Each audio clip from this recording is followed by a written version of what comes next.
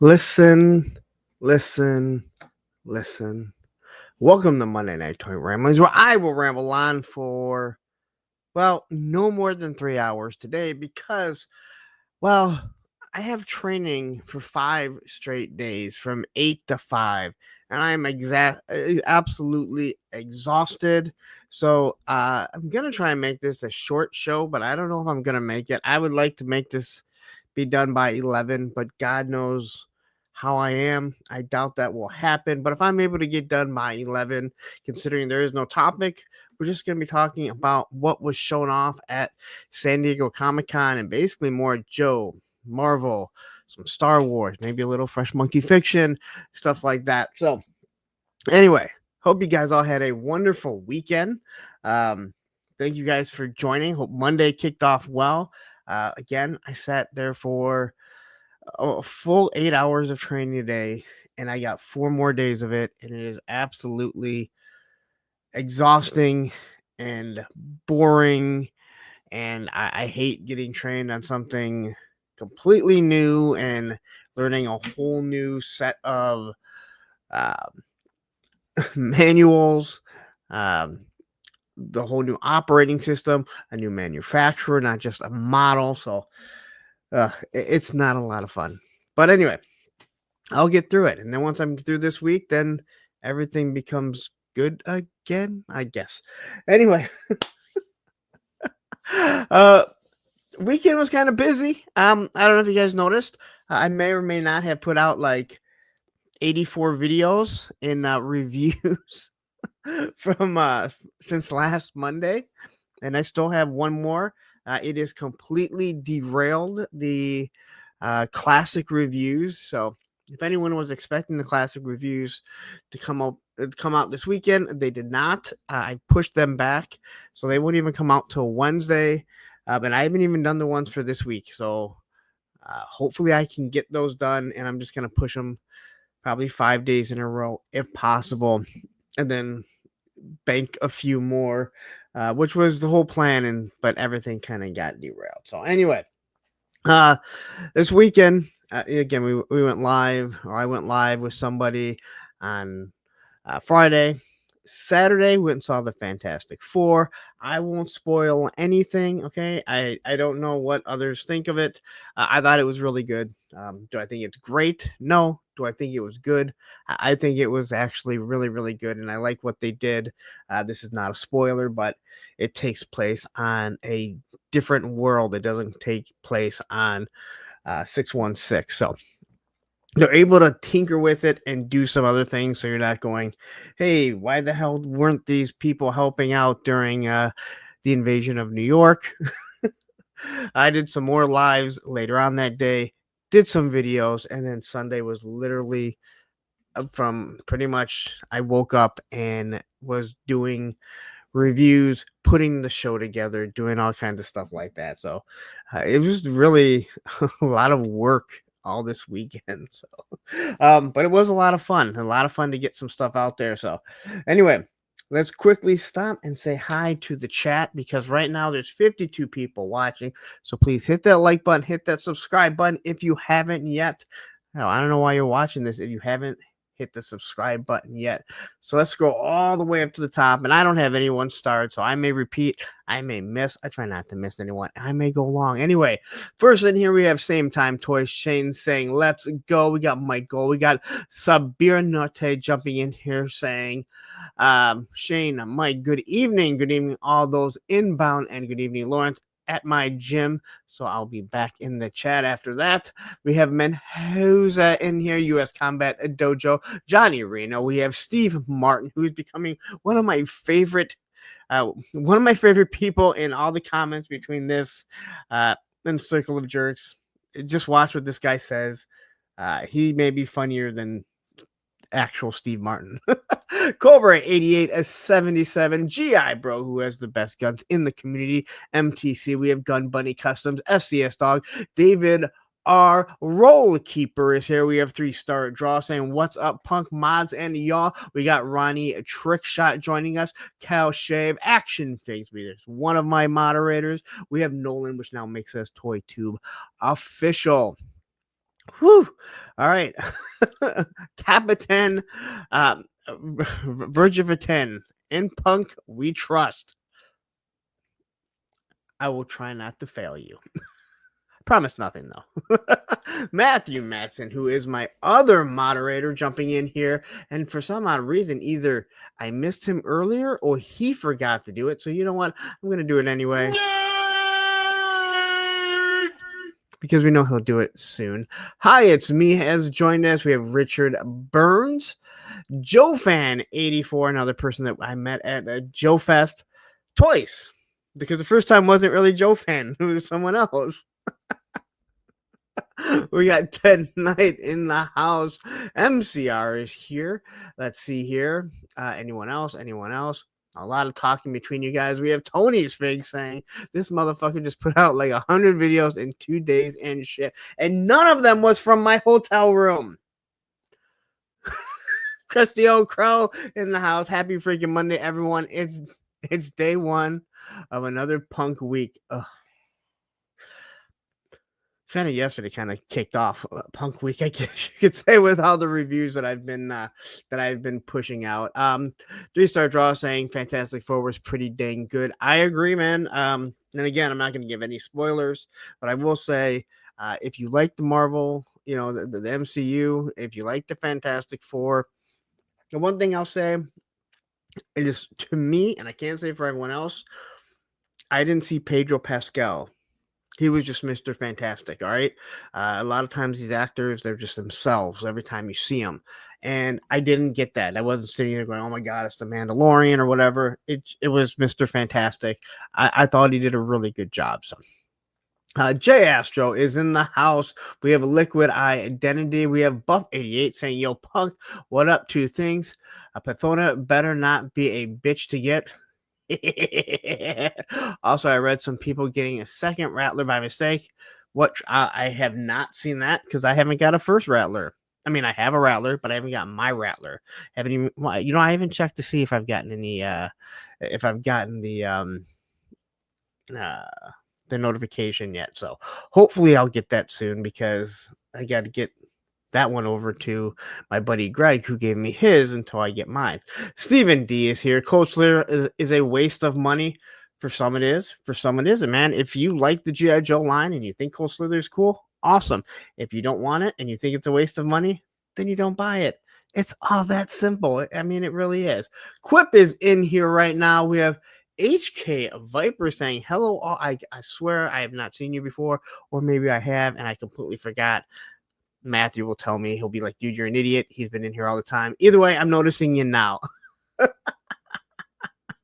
And Matthew Masson jumping here saying, join us this evening. Join us on the Evening Blend Tuesday at 7:29:25 for a spoiler-free discussion of Fantastic Four and the latest pop culture news.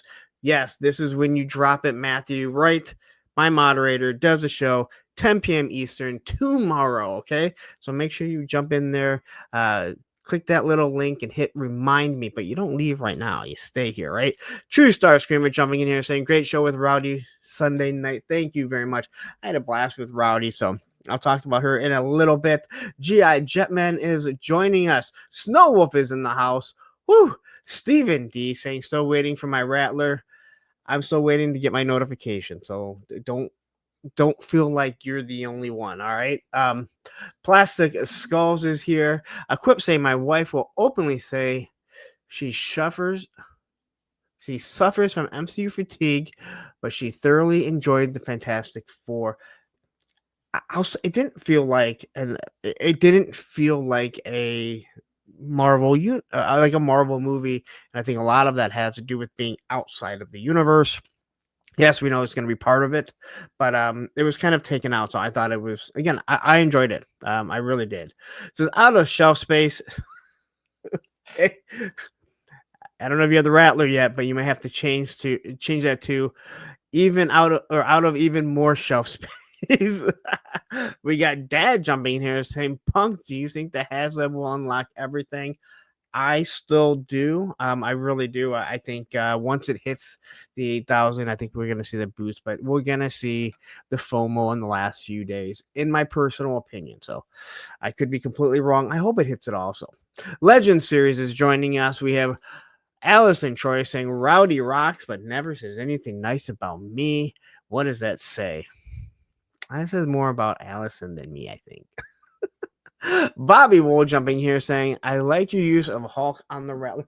Thank you very much, man. I kind of got that idea, and I was actually on the phone with Woody, Woody 222, while I was taking the pictures because he happened to call me. And good Lord, I was getting eaten up by bugs. Like, it was so bad. And some kids walked by me, and the little girl's like, "Did you make that?" And I was like, "No, but I bought it."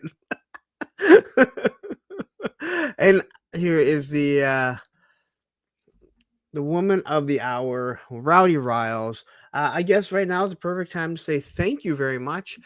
This way I get my thanks out. So thank you to Rowdy Riles. I had a blast on your show. I know I could have gone longer. I could have talked longer, but you had to work. And I have to say thank you for what you did in making sure that I got my cover girl. Like we kind of talked a little bit before that. But I want to say thank you to Rowdy for having me on there. I want to say thank you to 3-Star Draw for doing a live on Friday, which we all jumped in, had a good old time. Got to say thank you to Kyle, Action Figure Addict, 112 from doing Thursday with a friend last week. Other than my daughter, the youngest guest that I've had. I don't see myself getting many more younger guests than him. I mean, I think 26, almost 27. Again, we don't see a lot of that in the community. And so it's great to see it because we want this amazing hobby, expensive hobby, to continue to go on and on and on. So, and then I got to say, this week I will be having Toy Domination on. I've met him a couple times at Joe Fest. And we've chatted. I've never really talked to him though, other than the little bit we got to speak at Joe Fest, and we really didn't hang out or anything. So I'm looking definitely forward to chatting with him. He does a Thursday show, but it's not every week. So, those types of things are hard when you do a Monday and Thursday show. You can't really go on other people's show at the time because, well, you're doing your own show. And I don't expect people to stop and come on my show to preempt theirs. So I don't think people expect the same of me. And I appreciate that. So it's awesome to have him on. He'll be a lot of fun, I think, to talk to and get to know. So John Battle jumping in here saying, "What's up, Lawrence?" Codename Punkathon Toys, branded by the kids next door, if you know what I know. Anyway, yeah, so I got a lot of stuff. I did a lot of reviews. So starting last week, and I'm not even going to try and talk about any of the classic reviews because they all got pushed back.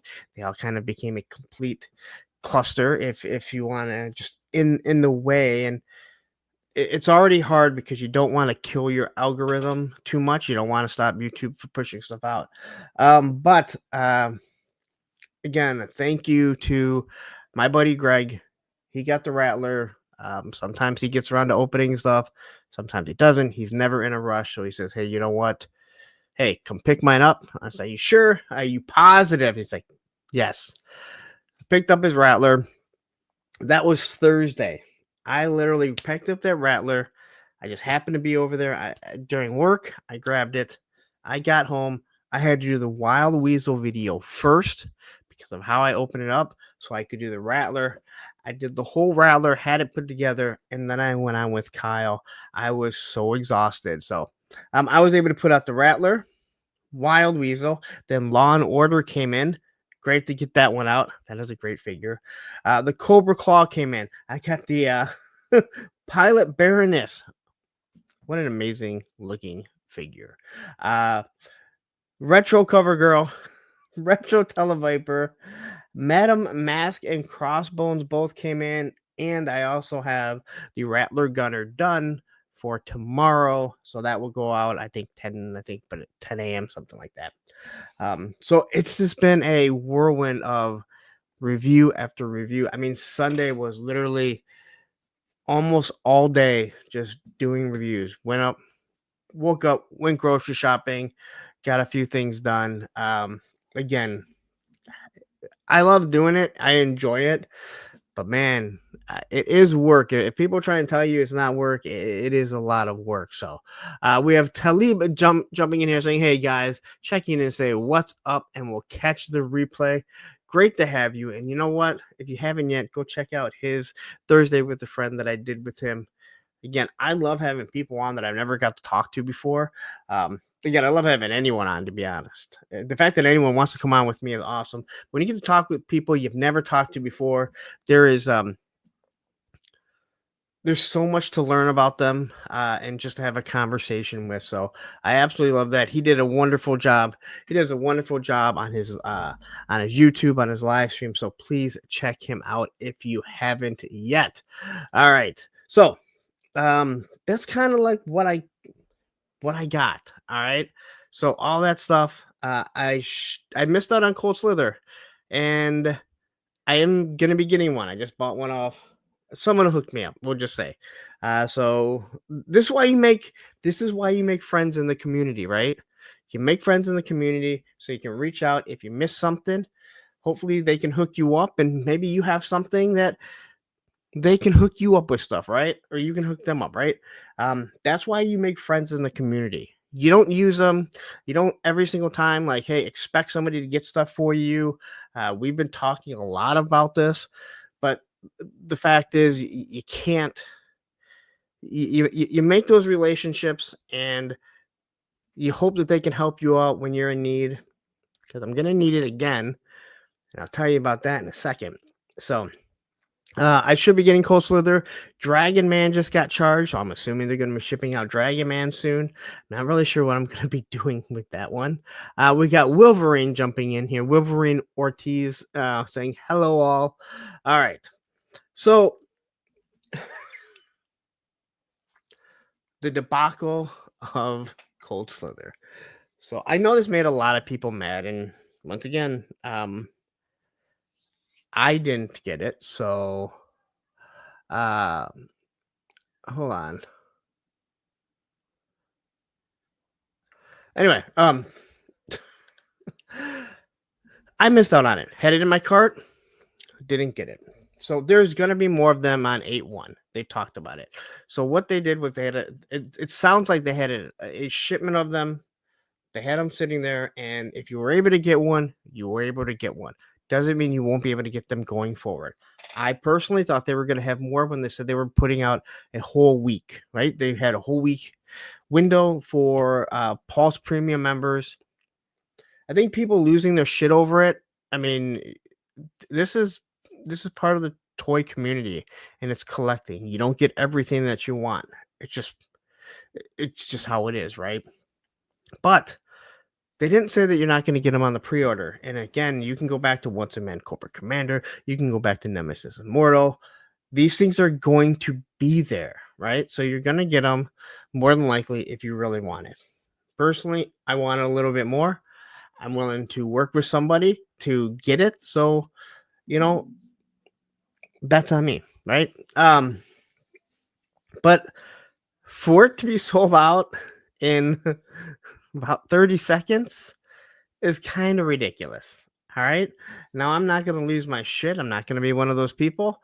But again, it's a little ridiculous. I think they can do a little bit. I think they can do a little better when it comes to that, or at least be more upfront and honest. Like that's, again, if they just said, hey, we have a limited quantity of stock, but don't worry, pre-orders are going to go up and you're all going to be able to get if you want it. I think this would calm the people down, right? There would still be people that lose their shit over it. I understand that. But the fact of the matter is, it's not how it is. But also, you kind of know how it works. So, all right. So quickly, I want to say hi to, where was it? I saw Sean Forrester jumping in here say, I'll place a pre-order on August 1st for Cold Slither. My order didn't go through. Not mad. And for Sean, that's exactly the attitude that you should have. They're going to have more, and I think we all know that. Into Mystery saying, I never saw Once a Man and Nemesis Enforcer in stock at all. I checked for a long time. Hey, all I know is that they dropped that numerous times. I had someone send me one for a giveaway. I mean, he was like, hey, I have this. If you want it, it's yours. If you want to do it on a giveaway, I'm like, I already have it. I'll do a giveaway. Thank you very much. Nemesis Immortal was actually, I think he was even easier to get. Again, you have to know what you're doing. And I don't mean that in an awful way, but we all kind of know how this goes. And if you're watching the stuff and you're paying attention, you're going to be able to drop in, and you're going to be able to drop in and get everything that you want. So don't worry about that. Just pay attention. You should be able to get it, and don't pay the crazy scalper prices right away. All right. And the reason why I say that is because it's probably never going to go up higher than what it is right now, or at least not in the near future. So wait and see if there's more drops. People kind of went crazy with Breaker, and people are finding breakers all over the place. So just calm down on it, man. Just wait a week or two, and then if you're still like, hey, I can't find it. But if you have to have it right now, and this is how it is, that's more on you than on the company. And that's all I have to say on that. All right. Odin jumping in here saying, are SDCC items generally one per person when they go up online? I'd like to get a pair of those Savage Land packs. That's a loaded question. Sometimes they're one per person. Sometimes there's two. Sometimes they're 5 fucking per person. They have no idea. There's no rhyme or reason for what they do. I swear. So I have no idea. I wish I could have an answer for you on that.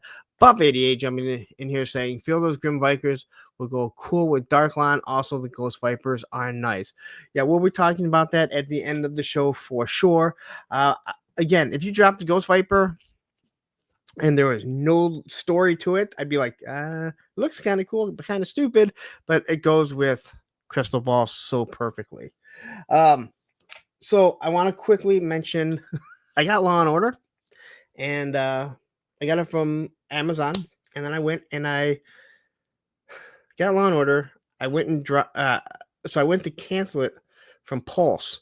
I canceled it from Pulse, which on this order was Footloose, Blowtorch, and the other 2 that were on it, the Frag Viper and Darklon, right? Law and Order was on it. The Snake Armor was on it, and so were the 2 divers. Well, I'd already canceled the 4 main figures because I had them, no problem. They said cancel. I go to cancel Law and Order, and guess what? Fucking canceled the rest of the order. And I double checked. I've done this numerous times. Canceled the entire order. So my Snake Armor and my fucking divers got canceled. Not overly worried about the divers. I have them on pre-order at Pulse. Or I'm not at Pulse. At Target, but they'll probably be available. Snake one pissed me off.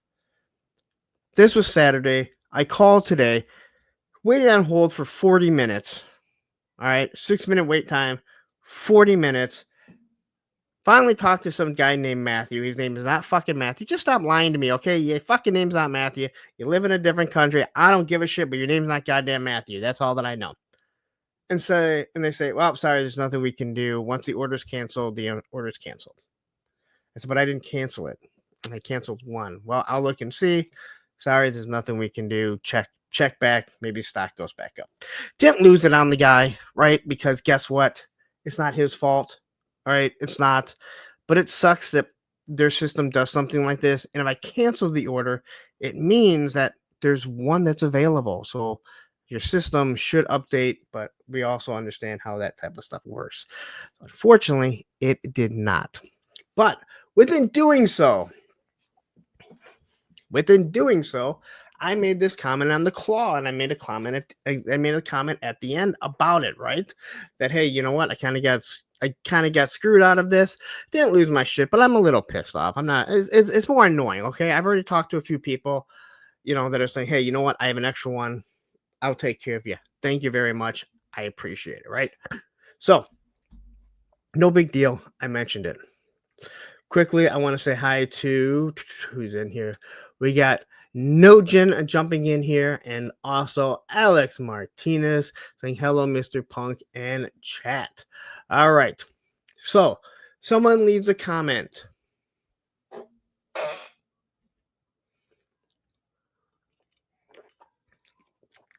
Someone leaves a comment pertaining to, and this guy leaves comments all the time. He doesn't seem to really like me. At least that's kind of the perception that I get. And he says, people like you, or he didn't say people like, he said, people that order from all the people that order from all, from all these stores are the reasons why some of us can't find anything. You tie it all up and then you cancel your order when you get it from wherever. Okay, well, first off, Cobra Claw, the snake, can only be ordered from one place. That was Pulse. 2, most of the figures that myself and others order from multiple places, I will flat out tell you guys, I order from Pulse, I order from Amazon, and I order from BBTS. The first one that gets it to me, I cancel the other orders. I've mentioned this before. Sometimes I get fucked and I have to buy something twice. I'm taking that chance. But normally that stuff that I order from multiple places, guess what? It doesn't sell out. You can go grab it. It might sell it on Pulse, but that's because they have limited quantity. But Amazon, almost always available. BBTS, if it sells out on BBTS, it's probably not classified, at least not right away. So I don't really want to hear it because you're not willing to put in the work and do that. I am. And you know what? Sometimes I get fucked. And you know what? You don't care if I get fucked over by having 2 figures because, Amazon, I can always return it. But if BBTS charges me and Pulse ships it all at the same time, well, guess what? I'm screwed with maybe two of one figure that I don't want. But I'm willing to take that chance. And I'm not tying up anything from anyone. And if that bothers you, I'm sorry. Actually, I'm not sorry. I don't really give a shit. And nor does anyone else that orders from multiple places. All right. This kind of goes back to what I said, in a previous, like no one gives a shit, like what we get screwed out on. I've ordered from CMD store only to find out that it's in Target the next day. That kind of sucks. Do you guys care? Nope. Am I going to bitch about it? No, because I made that decision. So don't be pissed off that I ordered from multiple places and for some odd reason you're perceiving that that's the reason why you can't get something. It's not. It's not at all. Okay? So, I wanted to address that. Travis B74 jumping in here saying, evening, Lawrence, and everyone. And then we saw Mr. Wonderful jumping in here. Okay, there is one person that I have not addressed yet. Look at this. There's one person I have not addressed yet. I'm going to address it right now. So, I was busy. I wanted to spend time with Olivia, watch some TV, since I was doing stuff all day. Well, as I was trying to do some stuff, I wasn't watching Hella Dope Toys, but I get these messages from people saying that you, Cobra Emperor, is saying that I spent $20 and bought 500 subs. Now, I'm not sure where this comes from, but it's not true. So unless if you're alluding to the video that I made where I specifically showed everyone how to buy subs or how to use the promotions tab, but I used it on a different channel so I could show everyone. I really don't appreciate somebody saying that about me. The only way that anyone can say that I buy subs is if you're talking about all the figures that I buy and I have to do reviews. So to say something like that and not put context in it, if that's what you're talking about, I really don't appreciate it. Because there's not many people that work harder than I do when it comes to doing this. All right. So when you put that stuff out there, and we already know there's more than enough people that hate me, when rumors and shit like that start, I get a little aggravated. So have context behind it, because I don't know where that came from. But I know that it was sent to me by numerous people. Okay?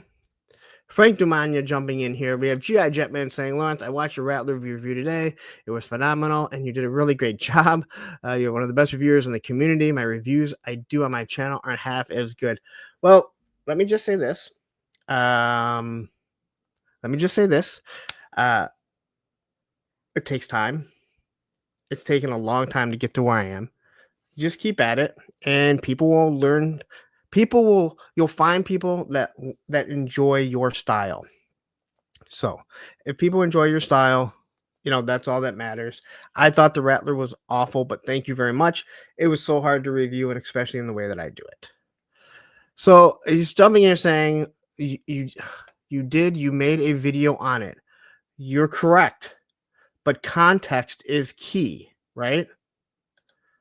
And okay, I had no idea you made another channel. Okay, then you didn't watch the video, and that is a huge problem.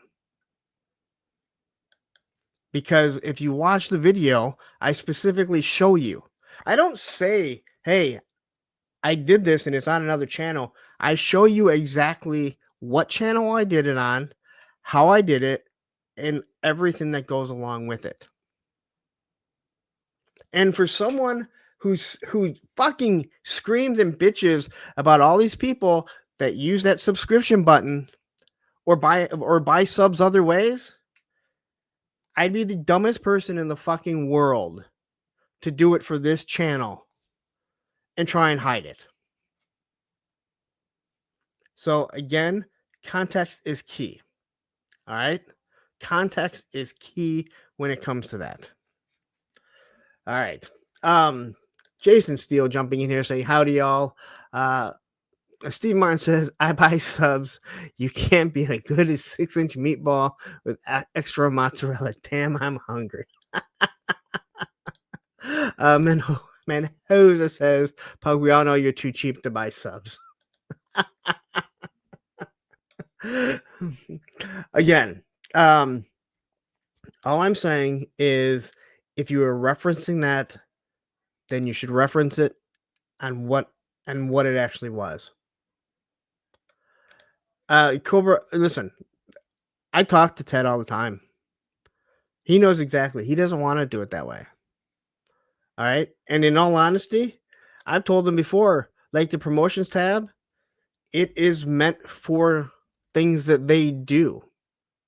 It's meant for people that have companies, but they don't want to do it like that. That promotions tab is awful because it skews people's numbers. And the worst thing is it makes people have these big fucking egos that think that they have more subs than they do.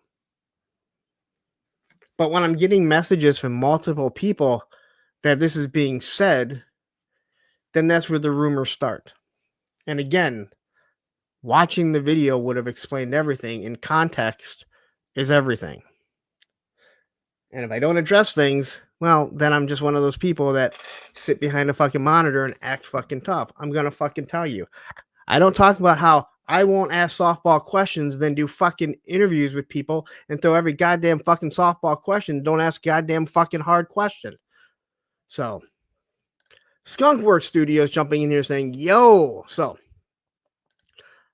on past that. I'm over it now. I'm trying to think. Is there anything else here? Last week, we had the poll. I don't have a poll up. This week, we decided to go with Punkathon. You guys all agreed. People started giving me other cool names, but again, I said this is what it's going to be. This is what it's going to be. It's going to be Punkathon going forward. It was not my idea. As I mentioned, I didn't want to put punk in it at all. Everyone else, they mentioned to me. They said they wanted it to be. Everyone kept referring to it. And I said, you know what? I'm going to give you guys the option because, hell, if I call it the Streamathon and everyone continues to refer to it as Punkathon, then why would you, well, why keep it that way? Because that's how people are going to refer to it. So on the 24th and the 25th, the Punkathon Toys for Tots stream is going to happen. It's 36 hours. It'll be a little bit over 36 hours. I will have different shows on here, including we're going to have the Circle of Jerks. We're going to do one. We're also going to have Backyard Battlefield. I'm also going to have a Smoking Joe. So those are three that I already know that I've talked to. It's going to be multiple people because even I can't do a 36-hour stream alone. But I can stay most of the time. But that's what it's going to do. It's all for Toys for Tots, all for kids. So we made just over 3,000. The goal is to do over 4,000 this year. I will open up my PayPal. I will show you guys exactly how to do it, right? You can send it to my PayPal. I feel like I have the benefit of the doubt doing this every single week, right? I'm here every single week. You guys know where to find me. You know I'm not going to screw anyone over because I have way more to lose than to gain. So, you can send it through PayPal if you don't want to have any fees, but we're going to try and shoot for a total of $4,000, $1,000 more than we did last year. I think we can do it. Again, I don't see why not. Steve says, how do the donations work? So we can either do super chats. So through that weekend, so I'll be on live from the 24th, 25th. I'm live. It goes into the 26th. So everything that weekend that I make, that Friday, Saturday, and Sunday, everything the channel makes goes to Toys for Tots. If you send it to me on PayPal, all that goes directly to Toys for Tots too. So you don't have to worry about, I'm not paying my bills or anything with it. At the end, I will announce what it is. I'm not doing it live on Monday, but I'll announce and I'll put it out exactly how much we earned. After we have the total, then last year, and I'm hoping this year it'll be the same way. We're going to go through Sergeant Reds. He does Toys for Tots every single year. He is a former Marine, although I don't think that's true. I think once a Marine, always a Marine. He always has them come in, and I teamed up with him and D, and they give us a discount so we can get more toys. It has to be brand new toys.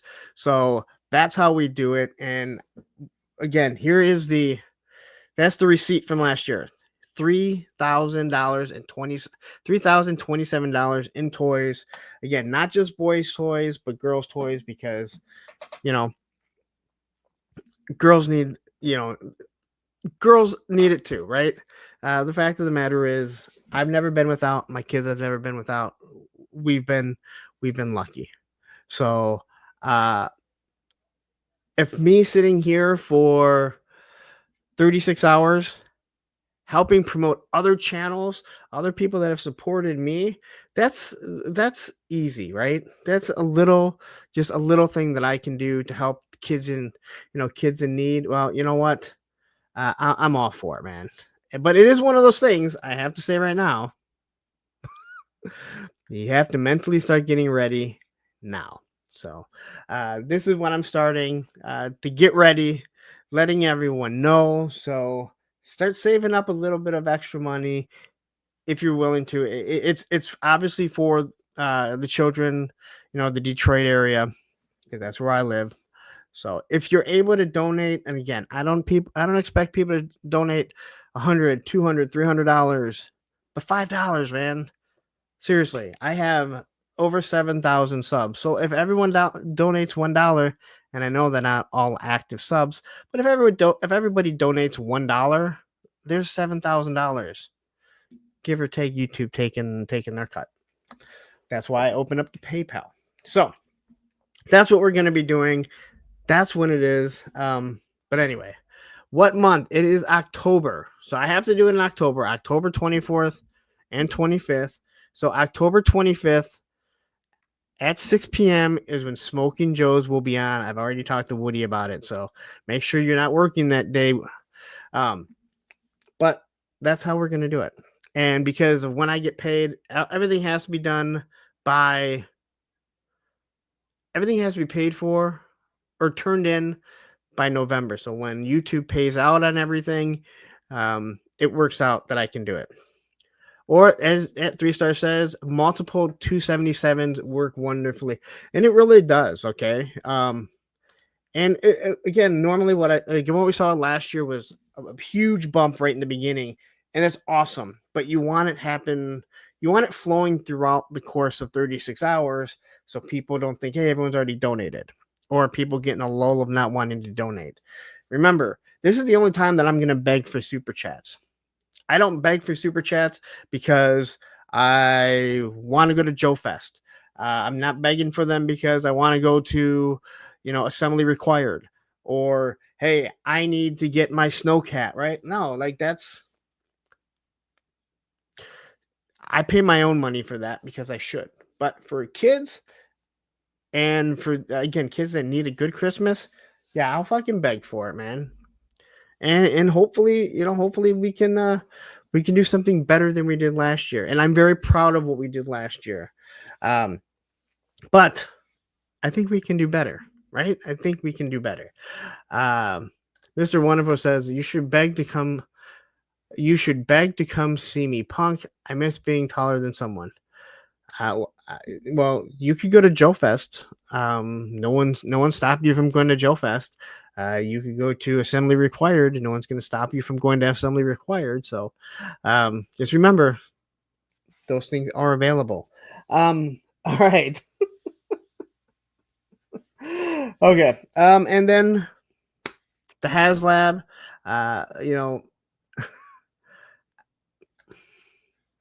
so the Haslab right now is sitting at 7,408 backers, less than 600 away. I mean, it's going to hit it. I mean, it's going to get funded.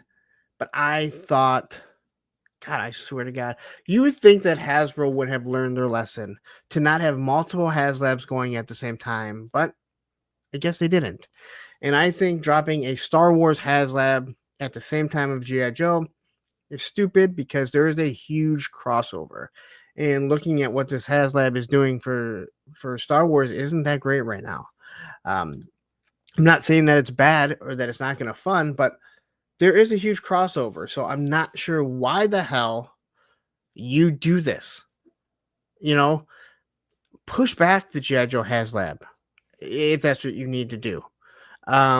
Or push back the Star Wars, whatever you want to do. There's no reason to do that, right? But they did. Now, I don't think it's going to hurt it as much because it's already kind of at that point. But I got to say, there might be some issues with that with that Star Wars Haslab actually funding, because I think a lot of people are looking at a gunship going, I don't know, man, is that really something I want?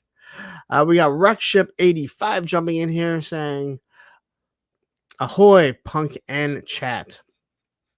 Liquid Identity saying SDCC did almost nothing for Snowcat numbers, so slow. No, you're absolutely right. I thought that it would do more, and I think a lot of that has to do with everything that's coming out right now. Again, I said before, I said from day one, even before, I said I think the Snowcat it's risky because does everybody want a snow vehicle? I don't know if they do, and I think we're kind of seeing that. But I think once it funds, then you're going to see a change. People are going to have that FOMO. And the less that are made, the more it's worth. I'm just going to say that. Russell Lemieux jumping in here saying Slow Cat. Yeah, that is the new moniker we all hear people saying, but it doesn't matter how slow it is as long as it funds. We got Karis, Lupin, Saris. Eventually, I'll get it right. Saying, "Hey, y'all." The Snowcat took a backseat to Coach Slither at SDCC. Well, I think there is a lot more or a lot less right now. Coach Slithers. But anyway, as we do before we jump into the actual news, let's talk about the sponsorships that we do have. As always, the Amazon. You see a link, you're ordering anything, please go ahead, click that link. It supports the channel, helps me do everything, helps the channel grow, and helps me to put out the reviews and everything that you guys see every single week, right? Almost every single week. This week's been a lot. I gotta say that. And then we have Hella Dope Toys, Mossman. The guy has to work really hard. We saw he's in a kind of a predicament in this with this new crowdfunder for MOTU. So Mossman's already oh no, he's hurting. So when it comes to buying your toys, independent companies, you want to go with Hella Dope Toys. Use my code APWT. You get 10% off your whole entire order. That means if it's in stock or on pre-order. So you are a clown jumping in here saying $450 for a 20% larger Star Wars vehicle that was sold in retail is wild. We'll talk about it. We'll talk about it. I promise you. Because it's in the slides. But before we do, I know you want to hear from Hella Dope Toys because Mossman is Tony's favorite. Oh, hey guys. So Lawrence, he had to step away for a little bit. He's got a case of the grumble duff. So he asked me to kind of watch over a stream. He put me in charge of y'all. He said to me, "Oh, Mossman, I have a case of the grumble dust, and I need you to watch myself for a little bit so nobody leaves and finds out that there's more interesting things to watch on YouTube. And also, I hate Ohio." So I was like, oh, dang, so now I have to come up with a topic for my very own show. And I was like, oh, what about talking about your favorite toy stores? So my favorite toy store is HellaDopeToys.com. So they used to have this really bad website. It used to look real scammy. Like if I gave them money, they were going to go spend it on like blow and hookers. But now their website is really nice. And like I can just go in and do like 1-2 click. And then my order's placed. And they ship super fast, guys. They ship everything in 1 business day. So like I get all my toys first. So when I'm out there on the playground and all my friends are like, oh, dang, Mossman, where'd you get that action figure? I still have to wait 17 months for mine. And I'm just like, well, I went to HellaDopeToys.com and I just pushed the buttons and then they shipped it out to me. And the packaging is so nice, guys. Like, I opened up the box and I said, oh, I don't deserve this. I don't deserve this kind of packaging. It's so nice. But then my trash can gets full because of all the packing stuff. And I was just like, oh, dang, I just changed the trash. But now I gotta change the trash again. Oh, you're right, Matthew Matson. You can use the code APWT at HellaDopeToys.com and save 10% on your order. So how that works is, so you're gonna save 10%, and then a Punk with Toys, he has to pay that 10% that y'all save. So if you don't like Lawrence, you can just go to HellaDopeToys.com and just buy a bunch of stuff and rack up his bill. So then like at the end of the month, they're like, Hella Dope Toys is like, oh, Lawrence, you owe us $1 million because of all the 10% codes that everybody used. And yeah, that's how that works. Okay, guys, so it looks like it's time for me to go now. So make sure you go to HellaDopeToys.com and like and subscribe. And then in the comments, put what your favorite toy store is. But if it's not HellaDopeToys.com, I'm probably just going to delete it, okay? So, all right, guys, bye! All right, well, I was going to bring this up really quick, except for I kind of saw what Krusty said here. He said there have been too many other vehicle options presented at the $325 price point for collectors to be choosing from. Hasbro needed stronger representation on this one.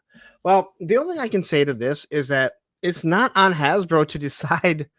Like, it's not on Hasbro to worry about what other people are doing per se. They need to worry about what's going on in their own house. They can't help it that this is when Mezco decided to drop their thing.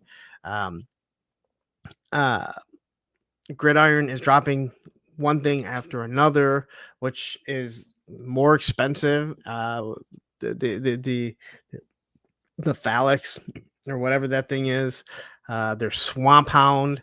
What they can control is dropping at this time Dragon Man, another Haslab, the All Striker, all this stuff. Like, yeah, like they are in control of that, but they can't be looking at what other people are doing. Remember, right now they're the leaders in the adult collecting community, and right now I still say GI Joe is the hottest adult brand going, especially in 6-inch figures. In all honesty, this may upset some people. I think Marvel Legends might be right behind them right now.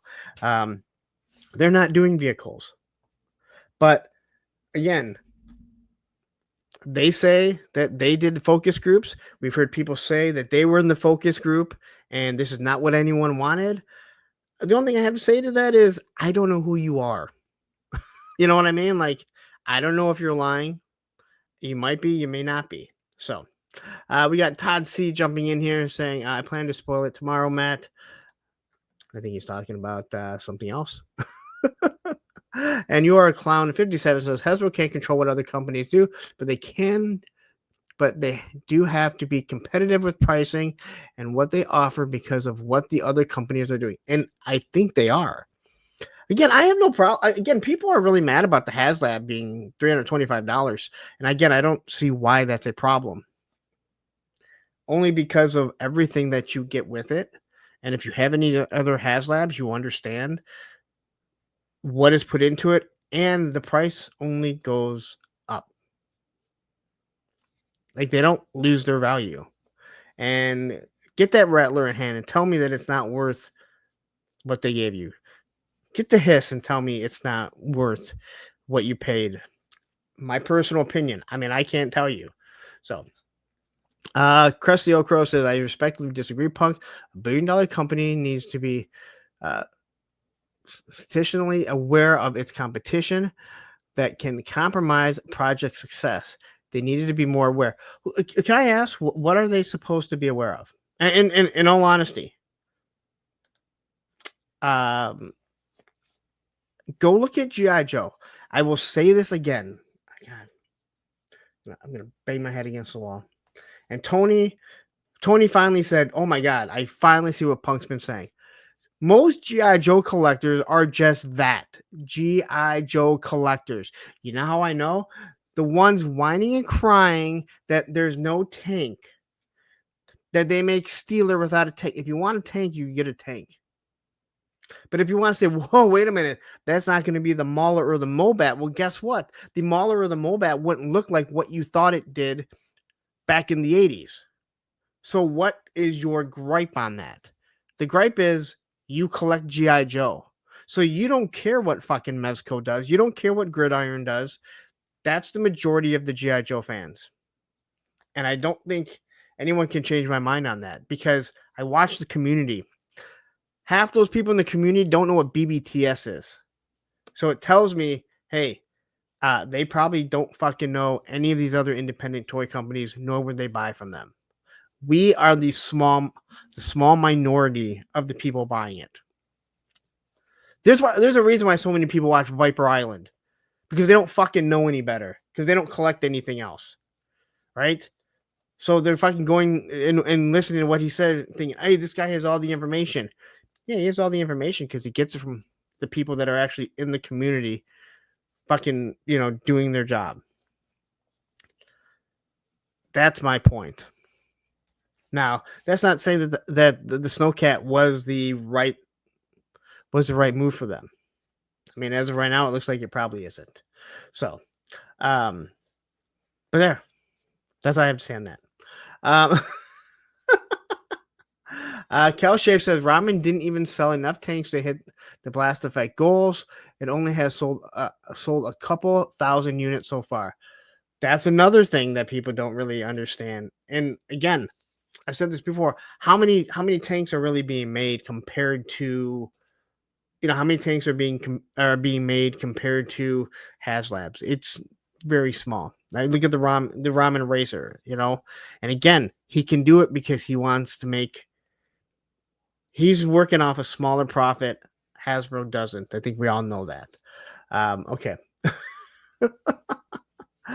Okay. I'm going to one more. Cressio Cross says, I think companies like Ramen and Gridiron, now NECA, have been around long enough for Hasbro to expect them to enter the large vehicle arena and take a cut out of that market. Again, what I just said. G.I. Joe collectors want G.I. Joe stuff. If they wanted a tank, they could get a tank. They've chosen not to get a tank. We are toy collectors. So we look at everything. We're not just G.I. Joe focused. All right? So that's kind of like what I'm saying. Like, and there's no one else making a Snowcat. Like, Ramen... Ramen's putting out a tank. It's not iconic, right? It looks close enough to being a G.I. Joe tank. What Gridiron is doing, there's nothing iconic about it. There is nothing that gives you the feels from the 80s. But G.I. Joe is. So I don't think they really need to worry about that. That's all that I'm saying. All right? That's all that I'm saying on that. We got Fighting Codenames jumping in here saying, Punk, you get the Rattler yet? Have you not been following my YouTube channel? I have my buddies. My buddy Greg gave me his, and then he just said whenever I get mine, just give it to him because he doesn't open up right away. Anyway, let's get into a little bit of the news. A lot of stuff that came out of SDCC. Did I say that too many? Daniel quickly saying, what do you think about the new SDCC Hawk coming out later future shown at the con? So Daniel, you must be talking about the Mezco one. I'd have to see it again. I thought he looked old, very veiny, like a very veiny. I didn't really like the head sculpt.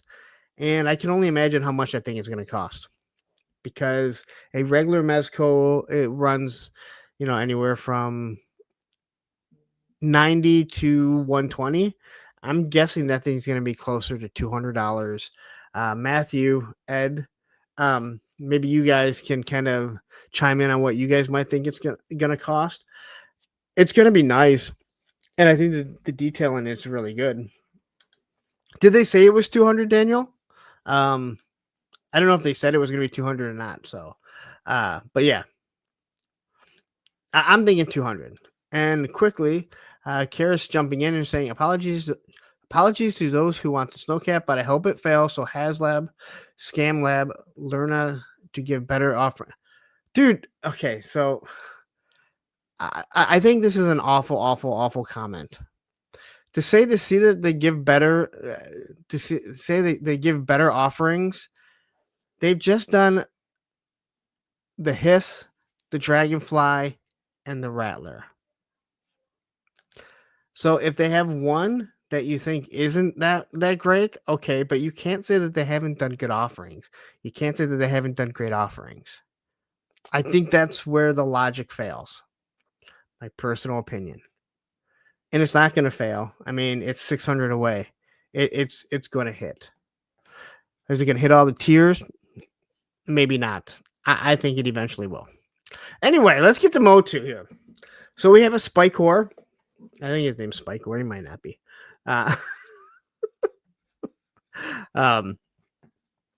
It's another repaint. I believe this is for the cartoon collection. And why do I only have... How do I only have... You know what? God damn it. I apologize. This is that shit that sometimes StreamYard does. And they don't upload all the files. So I have to remove this and start all over. Because now I'm aggravated. I knew I should have... I hope it didn't just the rest of the stuff. All right, well, I'm going to try and upload my files again. But I don't know why I did this. But I had a whole set of files, including this snake layer. The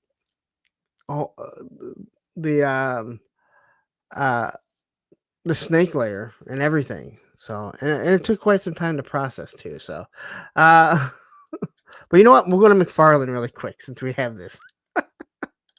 All right.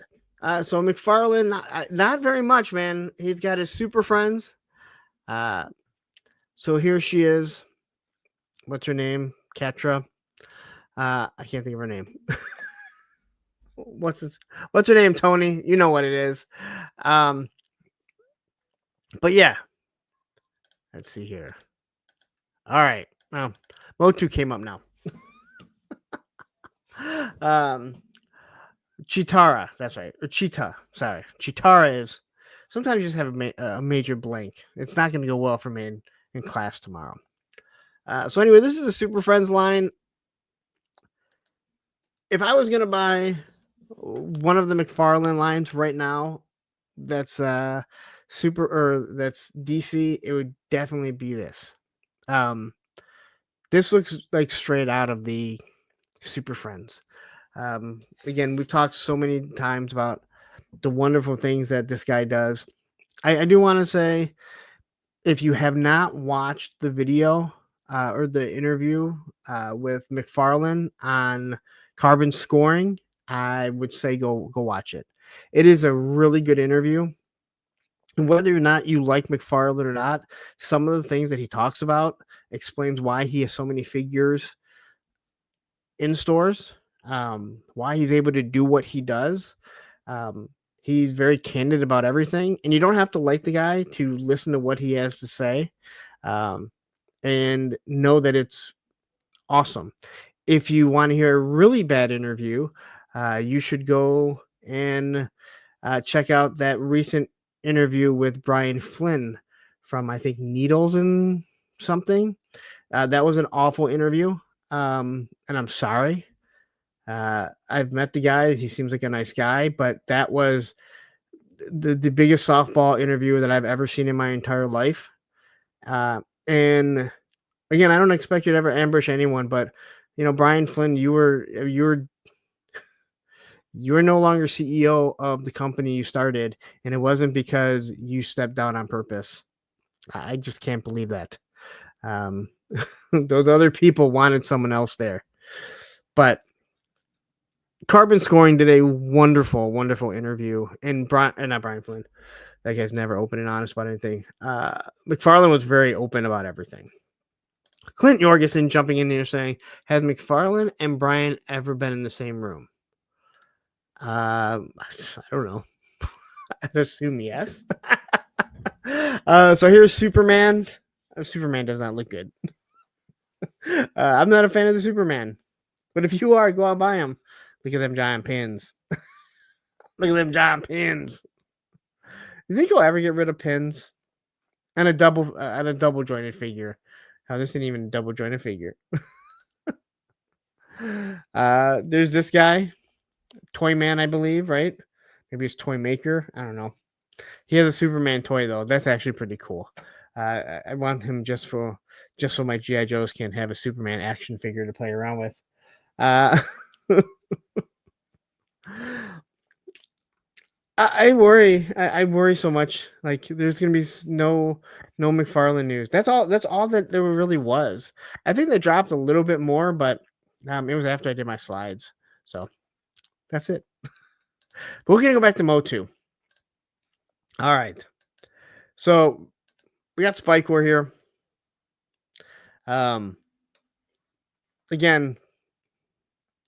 I believe this is a cartoon collection. Someone correct me if I am wrong, but I think that it is. Yeah. You are a clown. Yeah. McFarlane waist articulation is the worst. Hey, I'm not saying anything about how good his articulation is. I think sometimes he does good sculpts. So anyway, here is this figure, whatever he is, Spike-Core.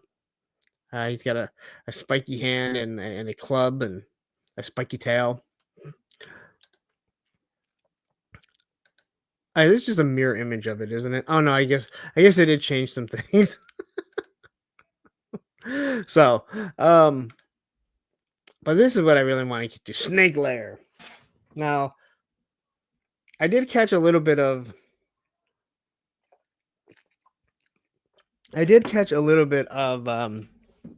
Hello Toys last night, and I'm so glad that Ted noticed right away. So anyway, quickly, let's say hi to Chad N, who is jumping in here, and I know we saw Woody triple two, the figure addict, saying original sketch collection punk. Okay, thank you very much. But Woody, you know what you get. You always get when you get in here is a just because I like you. I like you, Woody. So anyway, if anyone remembers, the snake layer was a well, they wanted to do it, and then the community, well, some people in the community just threw a fit about it, and they said, okay, we're gonna redo the whole thing, and that's exactly what they did. And then they came back with this offering. Do I think it's better? I don't know. I don't fully remember what the other offering was, but I know it was like completely different. Bill Lioneer jumping in here saying, "What up, crew?"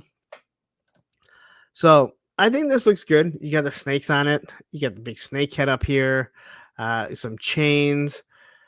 You have that dragon that was that one mechanical vehicle. At least it looks very similar to what that one vehicle that spun around. I thought the thing was like super, super cool. Here is the inside of it. And then we have TD3 Trooper jumping here with a member for 3 months. So you get a fucking Phil Collins. Poor Phil Collins. And AO Frankie jumping in here saying, "What up, punk?" Oh man, great to have you in here. So the inside here, we get more chains. Again, I like the aesthetic, the look, and everything. This almost makes me wish I was still collecting MOTU, which I am not, because, well, money, money in space. But I think this looks really cool. It folds up just like Castle Grayskull, which, again, one of the geniuses of MOTU, even as a kid, that this was the type of stuff that we got, right? TK Storm jumping in here saying, "What's up, gang? I haven't made a live stream in ages." Has it been that long? It doesn't feel like it's been that long. You get so many people that roll in and roll out. So great to have you here. I'm glad you were able to. But anyway, I love the door. I do like how this is made. So here's the other side. And again, what was the name of that dragon vehicle? Did anyone say the name of it for me? I know someone's going to remember the name of that dragon vehicle that came with the original MOTU that kind of spun around, the Dragon Walker or something like that. Now, Wolverine says the videos of Snake Lair from SDCC look better than the photos released. Colors are so muddy in the photos. Price point does suck, but the tiers are really nice. We'll see what happens. The Dragon Walker, thank you. And that is the Dragon Walker right there, right? Isn't that the head right there? Nope, not Battle Bones. Is it Battle Bones or is it Dragon Walker? I'm thinking of the Dragon Walker. I'm thinking of the Dragon Walker, but maybe it's Battle Bones that is. The Dragon Walker is what I'm definitely thinking of, though. So everyone's saying that it's Battle Bones. Okay, well, maybe this is Battle Bones. Either way, I think it's cool to incorporate stuff like that. Dragon Walker, Texas Range. Yeah, Battle Bones was the carrier, but this dragon at the bottom, what does it look like? That's what I'm saying. So, I don't know all the tiers because you know what we say, right? I don't know all the tiers because I don't go through all the graphics before the show.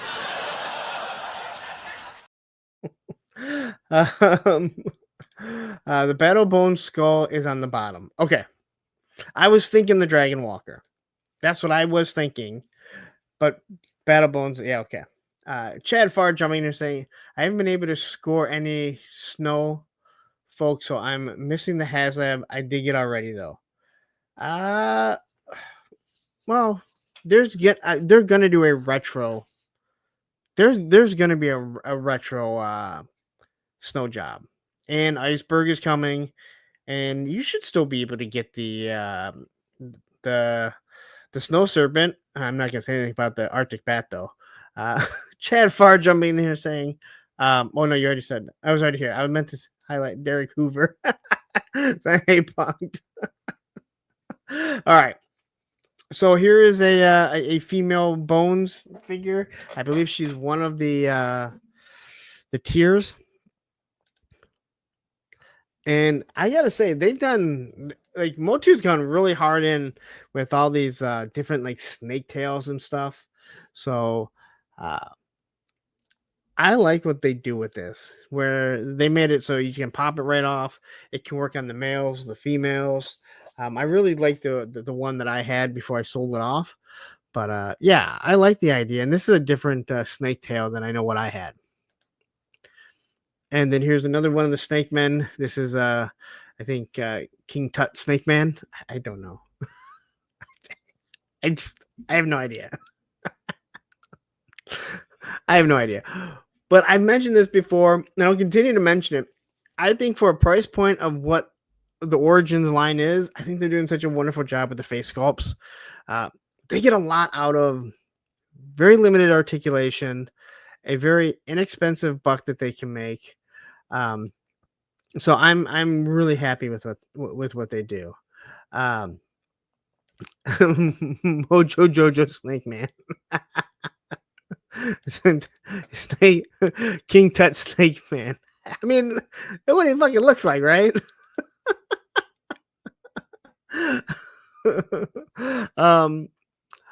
So I believe these are the two tiers. Now this thing is $300, okay? So you complain about the Snowcat all you want. I think it's so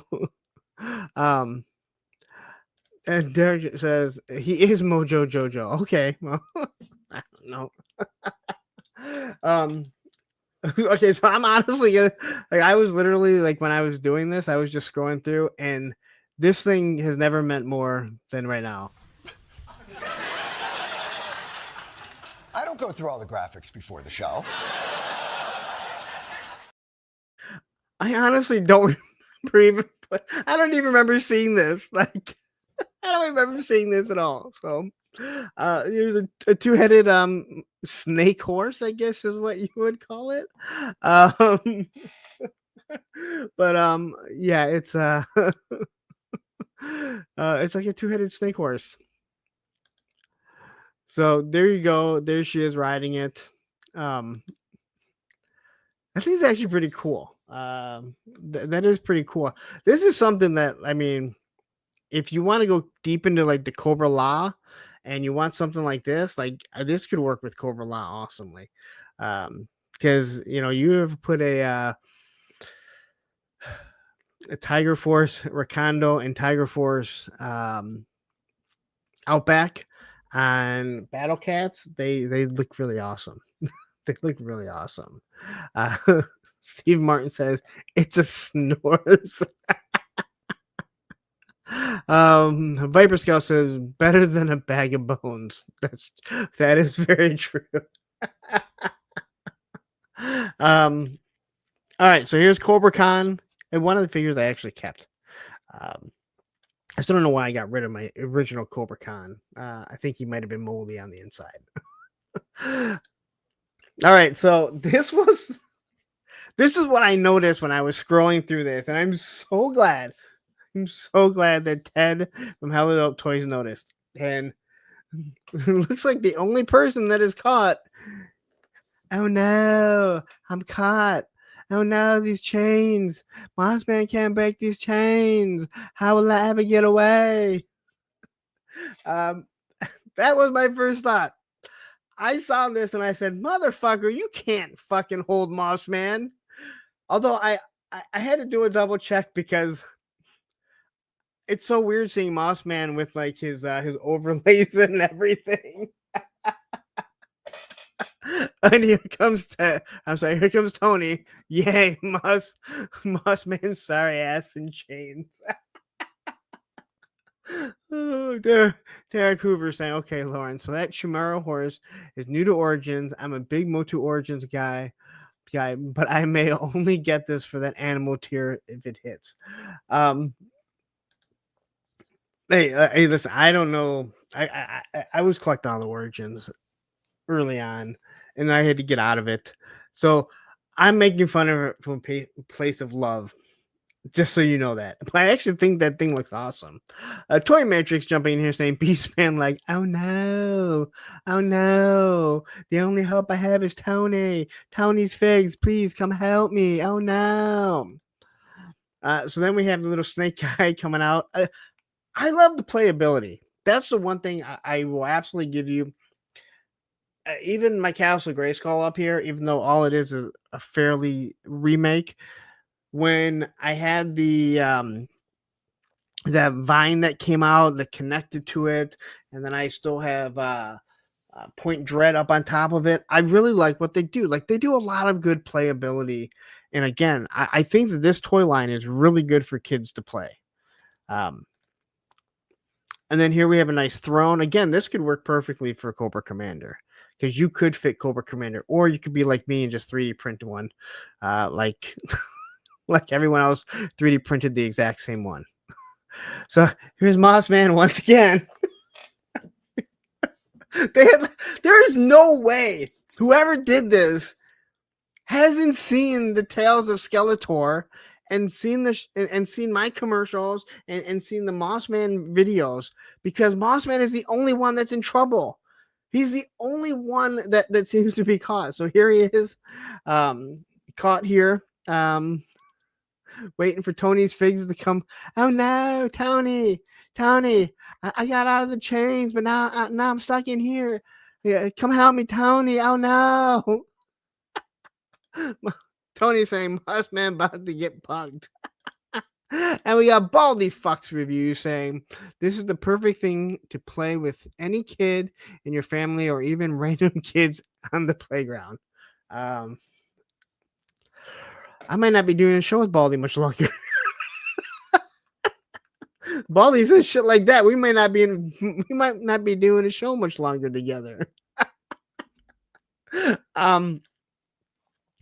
So here's a weapons rack, which again looks pretty cool. It's very very basic, very easy to use, right? Tony's like, I love these slides. Tony's the only person that does not like Mossman. So here's what is this, King Tut? Is this the King Tut? What the hell is this guy? Although this Fangor right now was really awesome. Like, I had Fangor. I really liked Fangor. I thought that head sculpt was really good. I liked how they did the teeth and everything. So, but all this is really cool. Like, a lot of playability in this. These guys look awesome. Like, they look like they're just, like, just shooting shit, shooting shit out the sky. I've still never seen Mossman. Oh, I have seen Mossman when he was $40, but there's no way I was spending $40 on it. I need to go online and see if we can find it cheaper, because I need a Mossman. So I don't know, why do they have a football player? Who the fuck's the football player in MOTU? Oh, that's Extendor. Extendor jumping out. Surprise, bitch. Okay. Why does he look like the fridge? We got Triple D's Dungeon jumping in here saying, an hour late as usual. Sup, everyone. He says, why does that snake man have walrus teeth? They actually grow. So it actually has small teeth.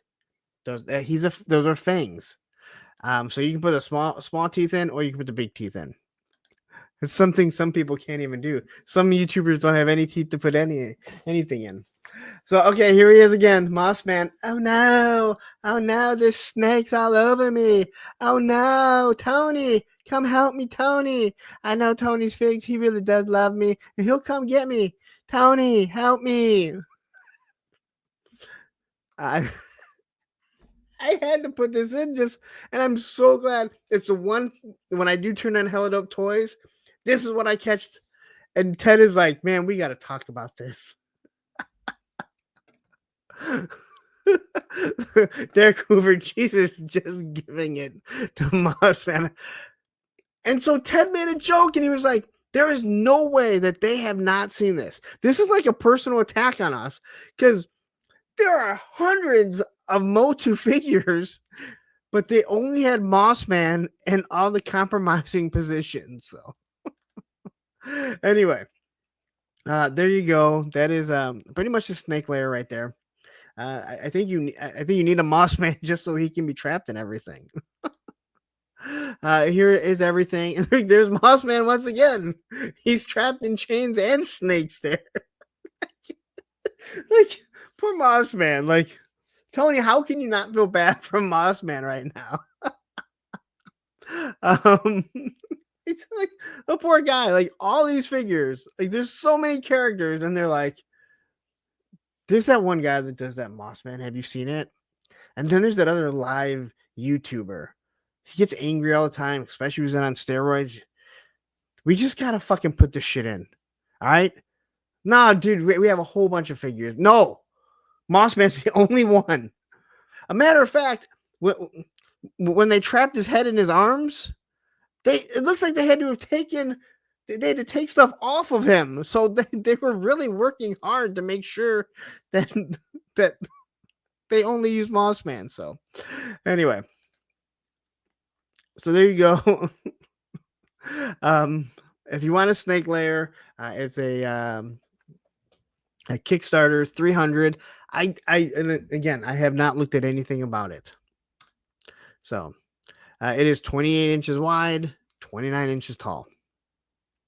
And that's it for my MOTU news. That's it. That's all the MOTU news I have. But I don't know if you guys got entertainment out of it, but fuck, I was entertained myself. Matter of fact, I gotta ask Ted.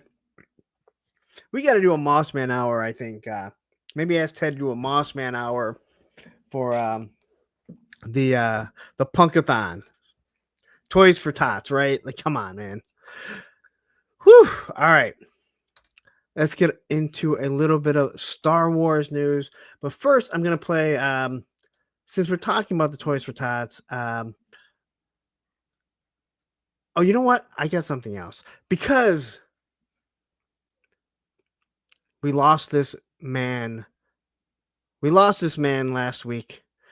We're going to hear a little word from the immortal Hulk Hogan. Let me tell you something, Mean Gene. So I'm sitting at home Monday night and I get this DM from some guy named Tony, Legend Series. And he says, "What you doing, Hawk, sir?" I said, I'm watching Monday Night Raw. What are you doing? He's like, "You got to turn on this thing called Monday Night Toy Ramblings on YouTube with this punk with toys. He's talking about you." So I want to turn on over and hear what this fool is talking about.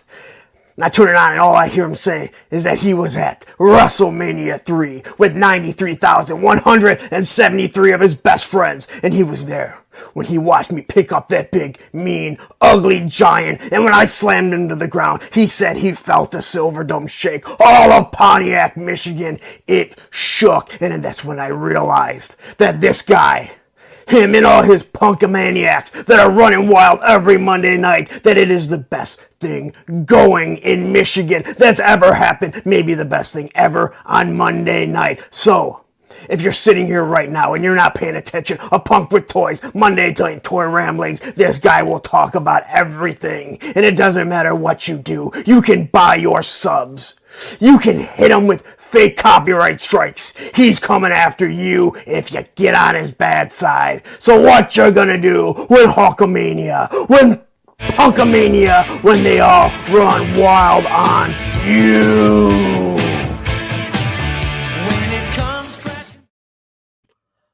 All right, if you guys have never seen it, that was done for Legend Series. He wanted a commercial.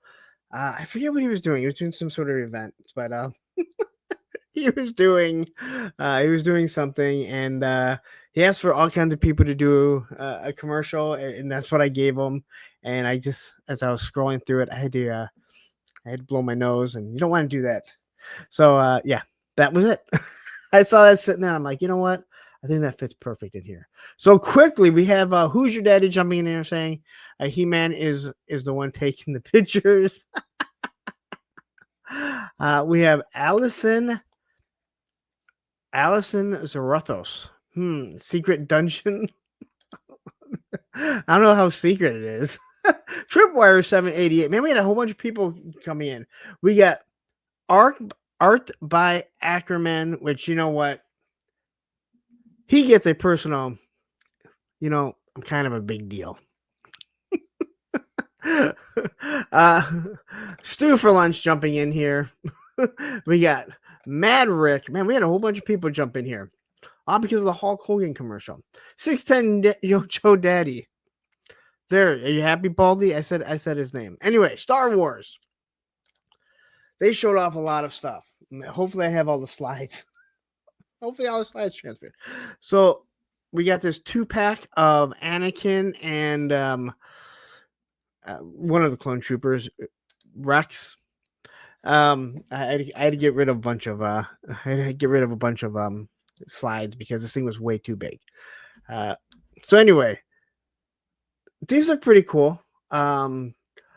These are part of the Black series, and again, I know a lot of people kind of get annoyed with all of this stuff, but hey, you know what? I'll say it again: Star Wars, Marvel, it's bigger than G.I. Joe, just by sheer amount of kids and stuff that buy it. So, but I think they're doing some really good stuff. In all honesty. Quickly, we have Boba Fett Gaming jumping in here, and then we got Triple D's Dungeon member for 8 months saying you are definitely a big deal, relatively speaking, and you get a Fucking Phil Collins. poor Phil Collins.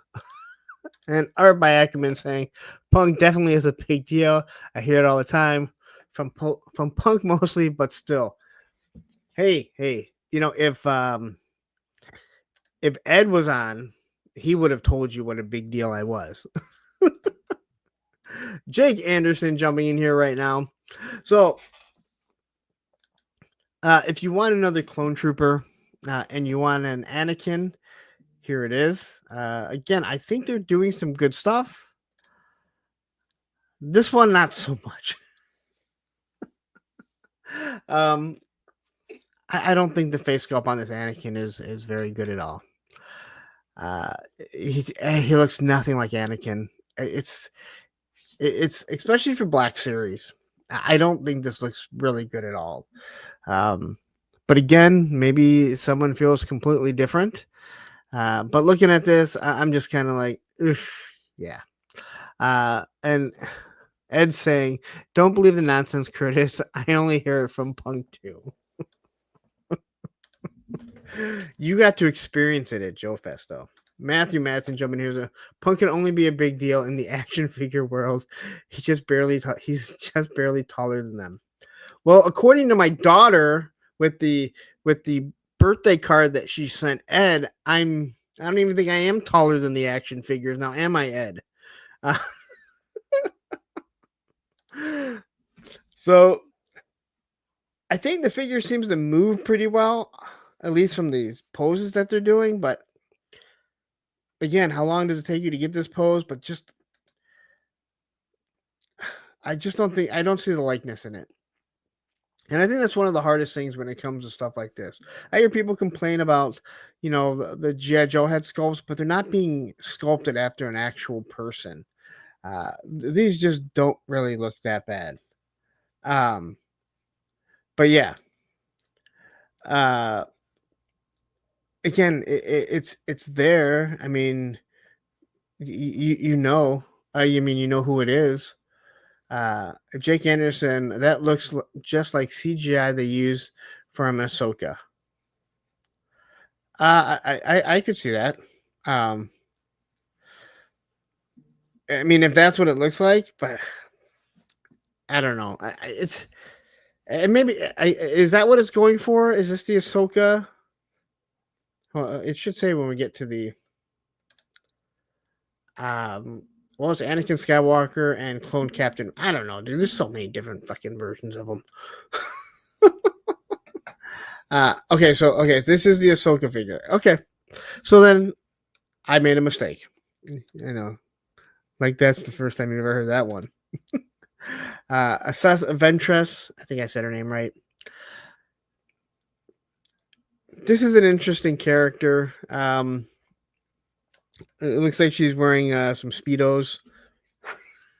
like the long short speedos, and she has a predator mask.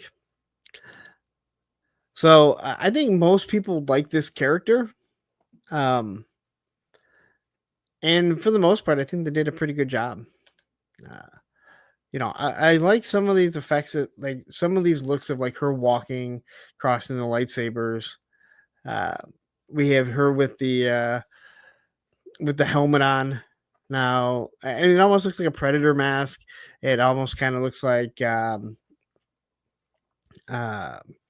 mask from the bad guy in those the sequel trilogy. Who the hell is that name? Who the hell was the bad guy in like the Force Awakens? I can't think of his name because I hate those movies so bad. But that's kind of what it looks like, right? Unless I'm absolutely crazy on that. But all in all, a decent looking figure if this is what you're into. So she is the bounty hunter, Kylo Ren. Thank you very much, Kylo Ren. I would have figured it out eventually. I mean, I actually know who it is, but I just can't think of it.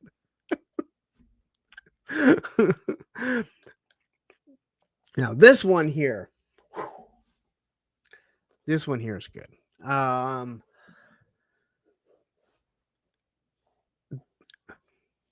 I thought the Anakin. I think the Anakin versus Obi-Wan is a wonderful, wonderful 2-pack. $110, I think, is what it is. I like it because it is a display on itself. You can do all kinds of things.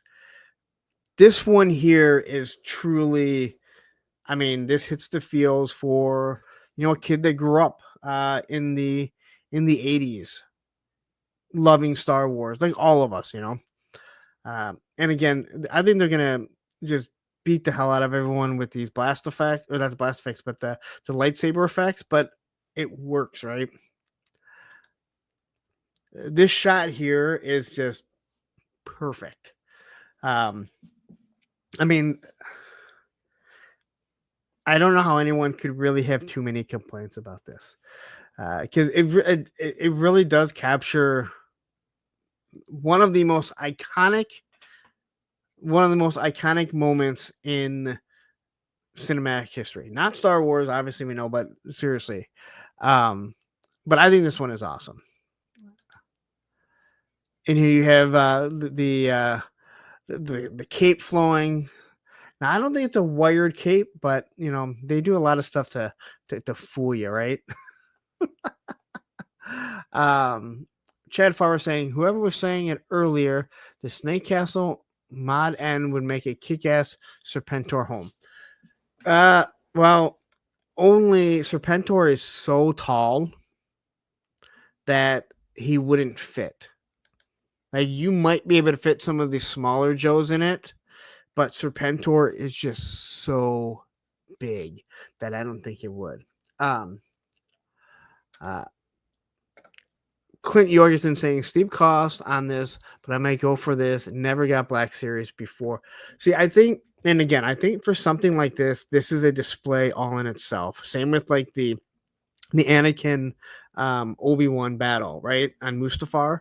It's just you put it on a shelf and boom, I buy one thing. I can do multiple things with it, but there it is. Same with this. You buy it, it's just there. You have everything.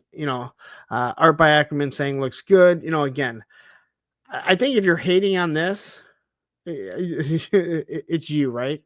Even Luke looks pretty good. I mean, he looks disheveled and just beat the fuck up. Ronnie Trichet says, I am partial to a huge serpent. Is that what you told Adam in your hotel room while you were here?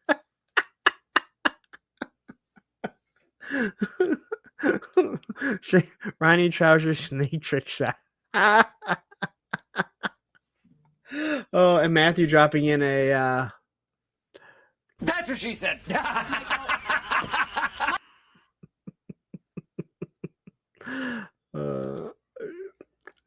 I don't know if from StreamYard is listening, but if someone might be listening, you should move where your end stream is so it's not right above switching back to comments. I'm just saying.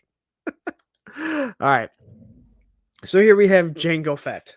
I like this figure. Jango Fett, we all know why he was created. What George wanted to do and changing. Basically they wanted to have a Boba Fett Mandalorian in it. I like the Jango Fett. I love the armor. I love the blue. Again, I loved all that. So I really do like this. And perfect timing. Johnny Reno jumping in here. That Jango Fett is awesome. Finally, a good looking face sculpt and modern Mandalorian body. Definitely pre-ordering him. Haven't they nailed his sculpt before? Because I mean, he's been on so many of the clone troopers. So I'm not actually being a dick about it. I'm actually being serious about it. But I thought they've done some other pretty good face sculpts of him. Cobra Commander jumping in here saying, "Just wanted one Darth Vader for my office. Now I have hundreds of Black Series figures. Darth Vader is the gateway drug." It's how it happens, man. Skunkwords jumping in and saying, "I'll get that." See, I'm kind of with you, Cobra Commander, on the fact that like all the Black Series that I have, other than the Boba Fett, which I bought quite some time ago, the deluxe one, are like ones that are like I buy for $8, that are really cheap. But I would worry, like you start getting one, and the next thing you know, it's like, wow, this one's pretty cool.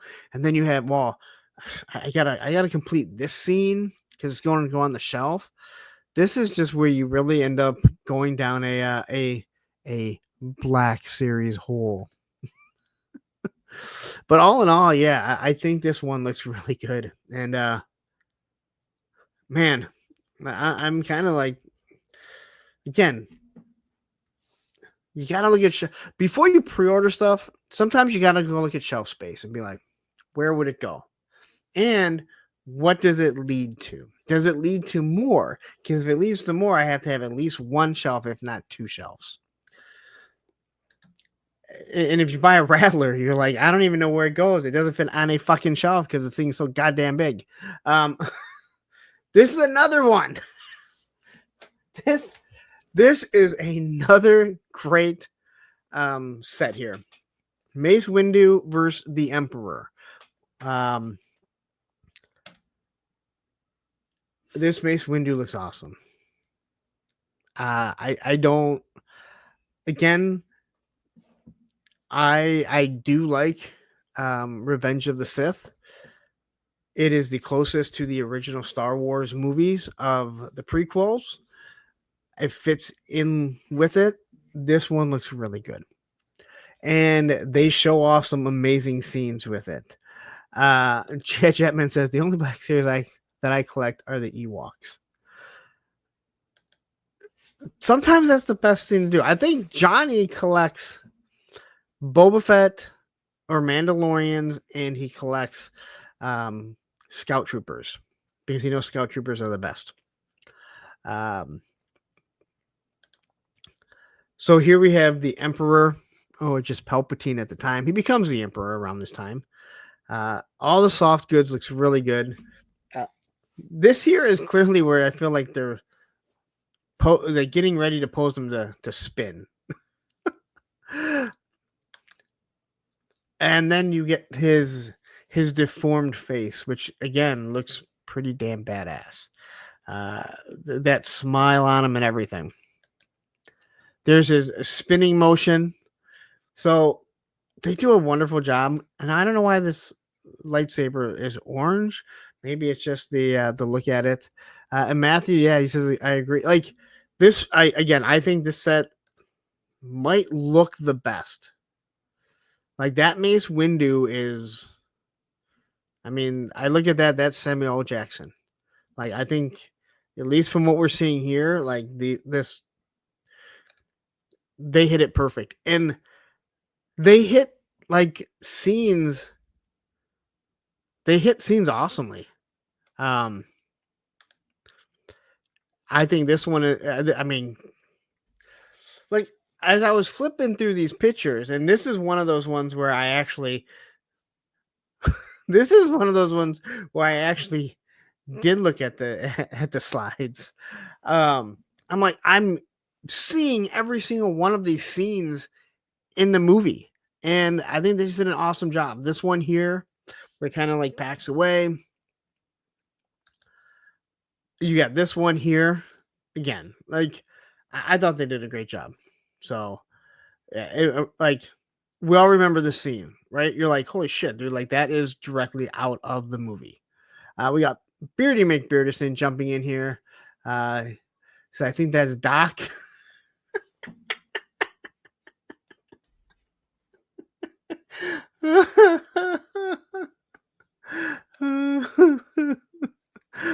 I'm sorry, Johnny says Scout Troopers are indeed the best. So I was having someone on Thursday with a friend, and Johnny was asking me, he's like, I don't know who that is. He's like, I think that's so and so, and I had a fight with them. And I was like, what did you have a fight about? And he's like, well, I'm not gonna watch it. And he goes, is that so and so? And I'm like, no, I don't think it is. I'm like, what was your issue? And he goes, he says Scout Troopers were awful or something like that. And I was like, did you really got mad at someone? He's like, man, you don't insult the Scout Troopers. We got Mr. Gretzky 9966 jumping in here. Well, it's great to have the great one, man. Like, I can say you are the greatest commenter I've ever had. So, and I know I've never seen Mr. Gretzky here. So, unless you recently changed your name. All right. And then there's this figure. Now, you can say what you want about this TV show. I certainly did not like it. And I'm probably one of the people that gives things a more of a chance than a lot of other people. But this guy, he gives GI Pro a run for his money when it comes to arms. I'm just saying. And I think that the actual figure looks pretty damn good. So again, you don't really have to like the TV show to look at the action figure and be like, you know what? This is a good looking action figure. Now you may not want it because you're like, I didn't like the TV show, and I'm perfectly fine with that. But again, I'm sitting here, I'm looking at the action figures. Now, this would be a lot cooler if Black Series was in scale with the rest of the 6-inch figures, like Classified and Marvel Legends, Operation Monster Force, and all this other stuff. Like, I think this would be awesome because you could find things to use them for. So, but I do think this looks really good. And again, I'm not a fan of the show at all. It was not a good show at all. Beardy McBeardison saying the actor was great, the character was good, and a very poor show. I pre-ordered this. Exactly. And again, that's exactly what I'm saying. Like, and again, I would have more, there would be more reason for me to order him if I could put him with my ninjas, but he's just too short. But if you collect Black Series, you collect your Star Wars, and you're like, hey, you know what? I want them. Awesome. Or maybe you just really like the actor. Thanos Captor jumping in here saying it sold out fast on BBTS, and wow. I was just saying, like, you don't hear like BBTS selling out really quick. Has anyone tried ordering it from Entertainment Earth? Be sure to use my code, and yeah, you'll be waiting forever because Entertainment Earth doesn't ship, I don't think. Tony says Scout Troopers have horrible peripheral vision. Blind spot city. Matthew says, who is that sexy look on my dong Asian guy from the hot tub scene? What?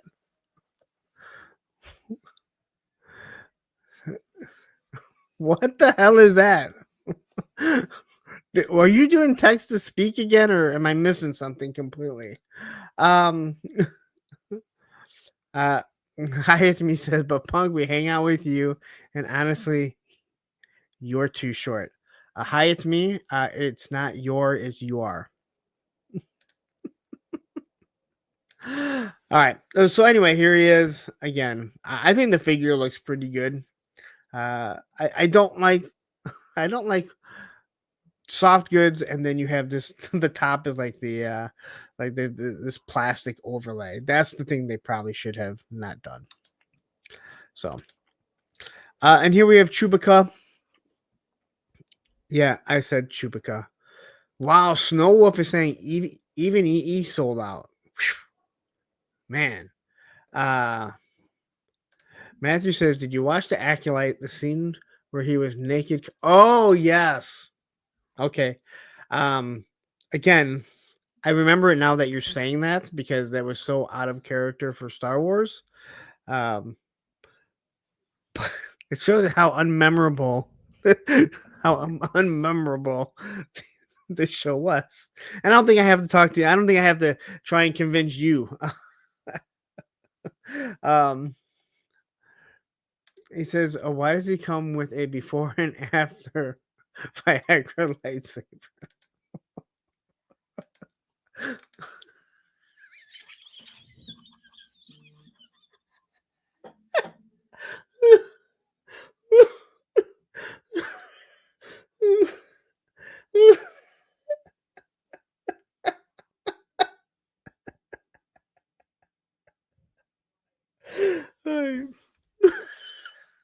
Oh my gosh. This is unmemorable scene. Oh.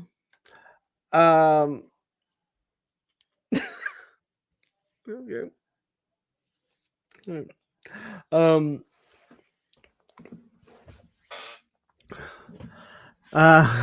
Yes, Punk is done. Shows over. I've been off.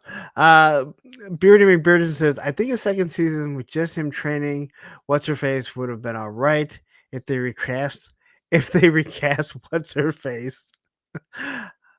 Again, like, yeah, but how many times, how many chances can you give a show before you're like, this isn't gonna work? And again, I understand, it sucks that they do stuff like that, but no, well. All right. Let's get to Chewbacca.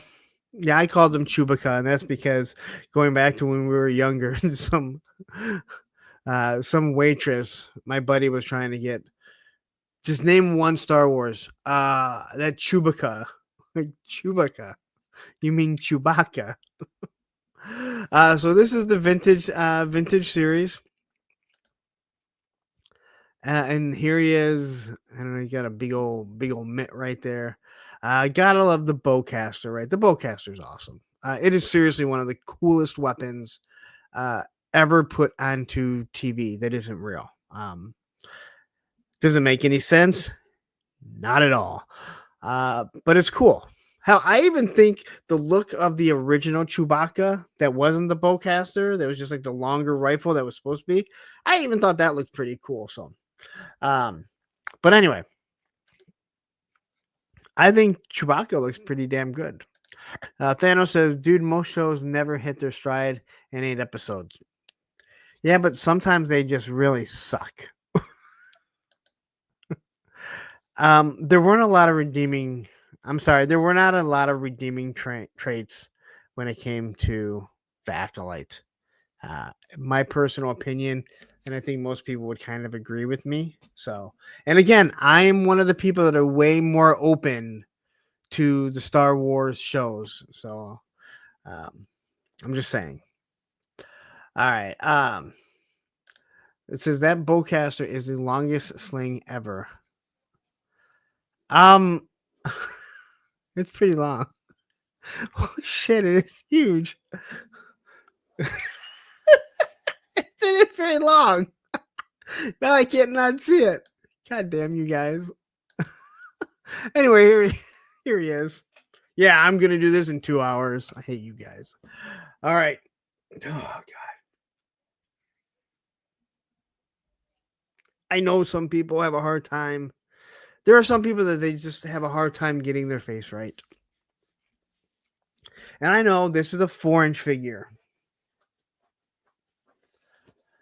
But for all that is holy in this fucking world, this is awful. This is horrible. This truly, if I was Harrison Ford, I would sue Hasbro. I'd sue Disney. I'd sue Lucasfilm. I'd sue everyone. All right. I'd be like the fucking Jerky Boys, suing everyone for how bad you made me look. Oh my gosh, dude. This is just awful. ISME says Chewbacca is a tall guy. He needs a long sleeve. It kind of does look like Martin Short. If Martin Short was even more fugly than what he is.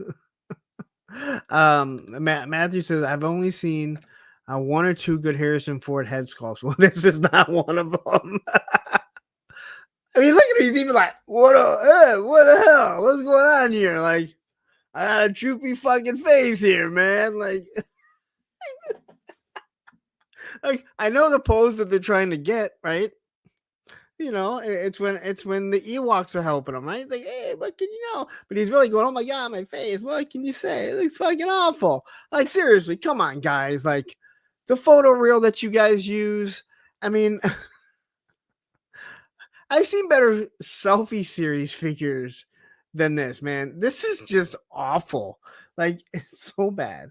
Lone Dragon saying, is that Tony Danza? Looks more like Tony Danza than fucking Harrison Ford. Soul Brother jumping in and saying, what's good, Lawrence? Yes, that's Ham Solo is bad. Dude, it's so bad. Like, but here's the back of them. If you're interested, if you're like, I really need a bad Han Solo. He says, Han's the boss.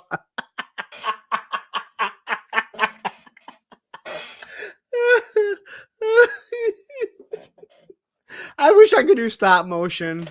I wish I had the ability to do stop motion, just so now I could do like a stop motion and then get rid of Tony Danza at the beginning of Who's the Boss. Oh shit.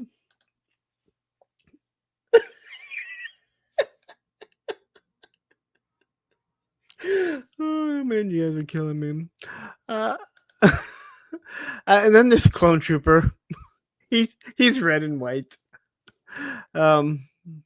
Again, I believe you can never have enough army builders, but yeah. So there you go. Oh, and then we get this. The Ghost 2-packs and Force Ghost 2-pack. So oddly enough, I don't know what I'm supposed to believe. All right. What Anakin is the ghost at the end? Is it young Anakin? Is it old Anakin? I think it was stupid to change this guy. So, but here he is. If you need an Obi-Wan, an Anakin, and Yoda, who Yoda is barely translucent. I wonder why that is. But look, and then we have fucking I knew, like, so they give them swappable heads, huh? So you decide what fucking head you want to put on the Jedi Spirit, because holy shit, like I didn't even I knew, like, as soon as I saw the old one, I was like, wait a minute, I swear this had this. I kind of like this. I kind of like that they did that. So you can swap it. Yeah, Sebastian Shaw. Thank you very much, Captain. No, I think that's actually pretty cool that they did that. I didn't even realize it. Because you know, you as you guys know.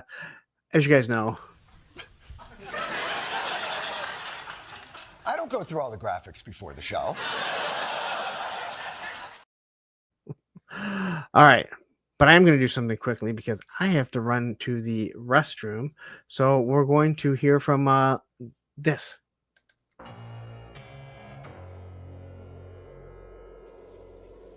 Oh, hey guys, what's going on? Mossman, what are you doing back here? Oh, you see, so Skeletor, he had to go to the grocery store. He had to go buy more barbecue Pringle chips. And so he's put me in charge here for a little bit. In charge of y'all. He said, man, Mossman, I have to go to the grocery store, so I need to put you in charge of Snake Mountain. Mwahahahaha. Yes, that's Skeletor. That's Skeletor. Right. Skeletor said since I was in charge, I could use the credit card and maybe go online and buy some action figures for myself. Oh, some action figures sound kind of nice. Yes.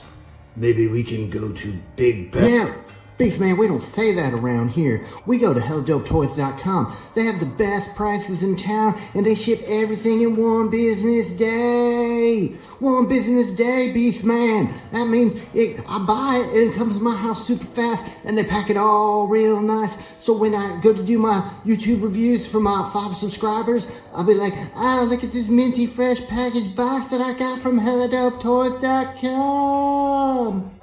So what are we waiting for, y'all? Let's go get that credit card and head on over to helldopetoys.com right now before they run out of all the good stuff.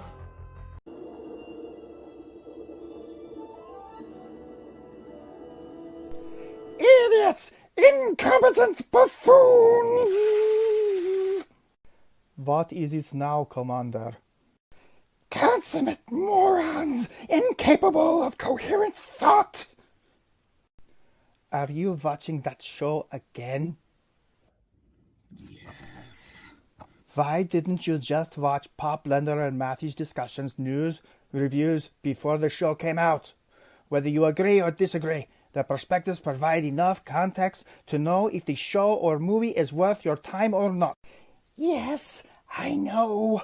I will not miss another Tuesday at 10 p.m. Eastern, 9 Central on Pop Blender's channel. Be more than once a man by watching Pop Blender and Matthew talk about pop culture news, discussions, and reviews on Tuesday nights, 10 p.m. Eastern, 9 p.m. Central. And now you know.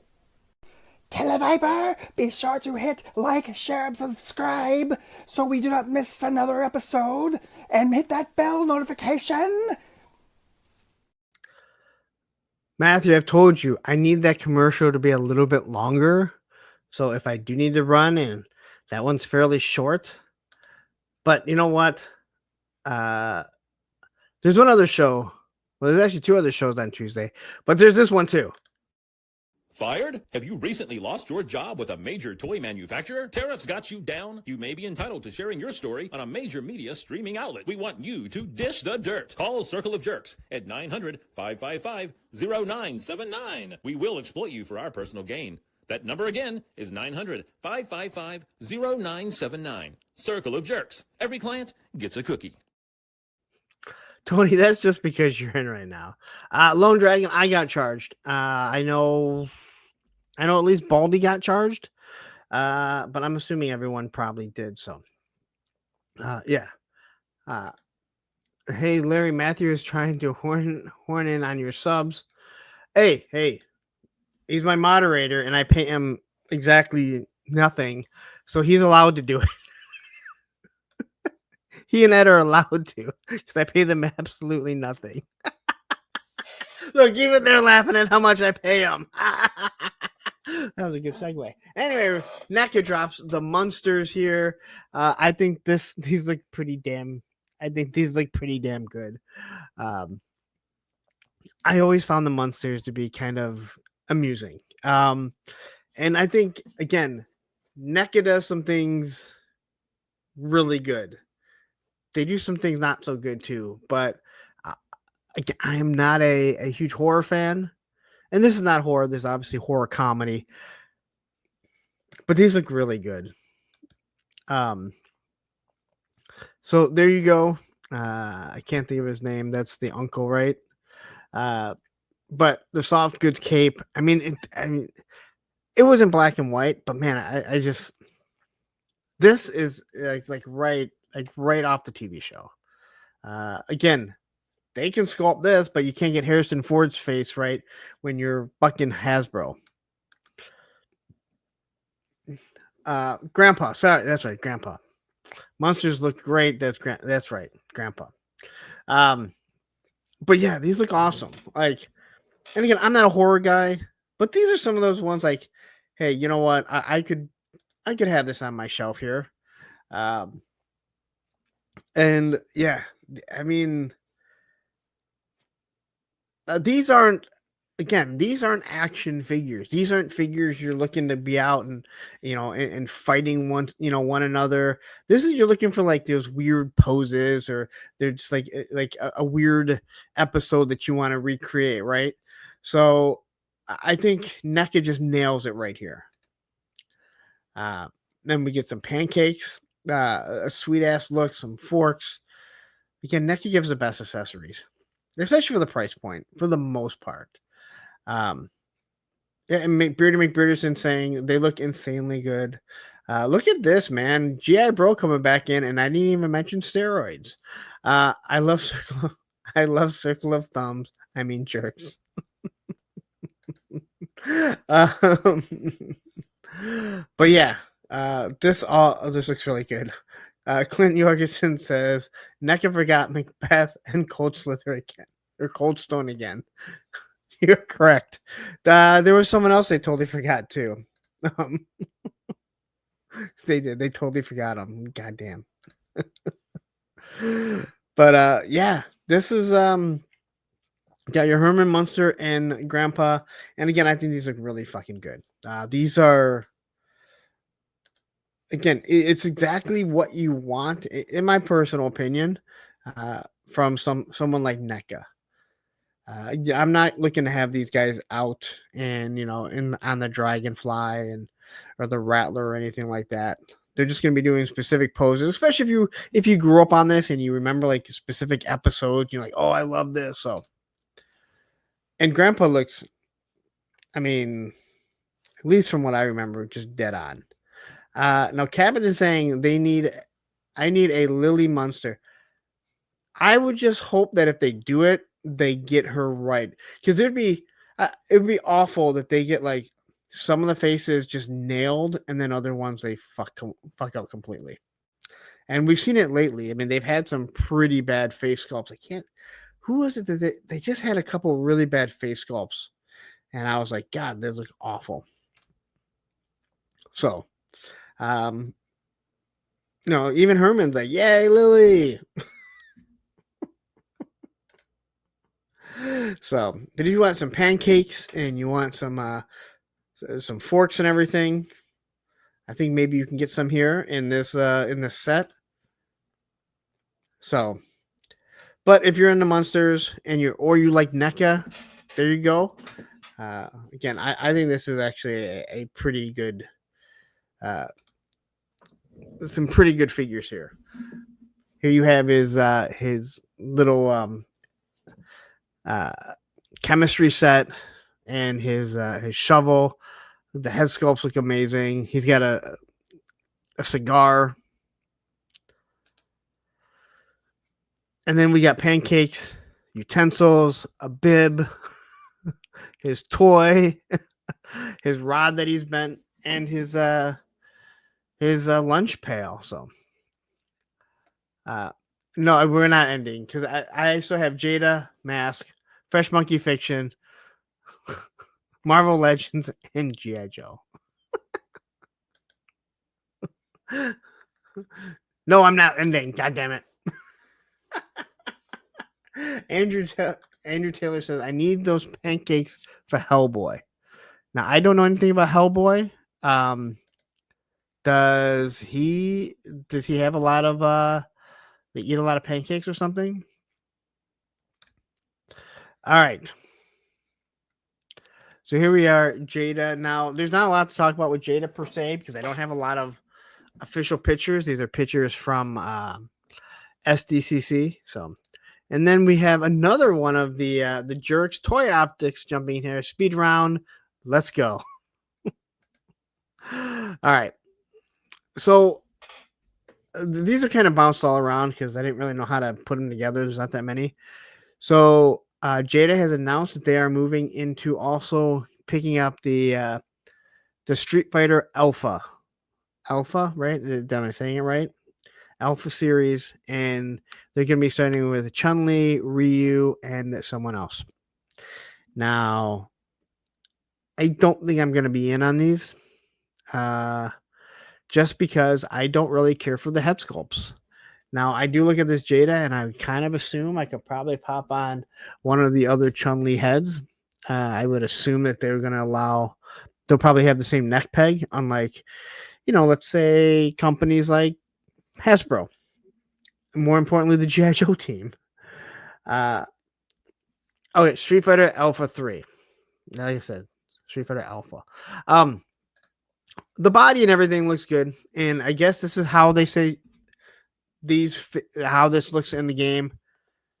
I don't have much connection to Street Fighter to begin with, but I don't really care for this look. Same there with Ryu. I do love the long headband. It looks like the legs might just be a reuse. So to me, it looks like I know I have him somewhere. It looks like it might just be an almost complete reuse.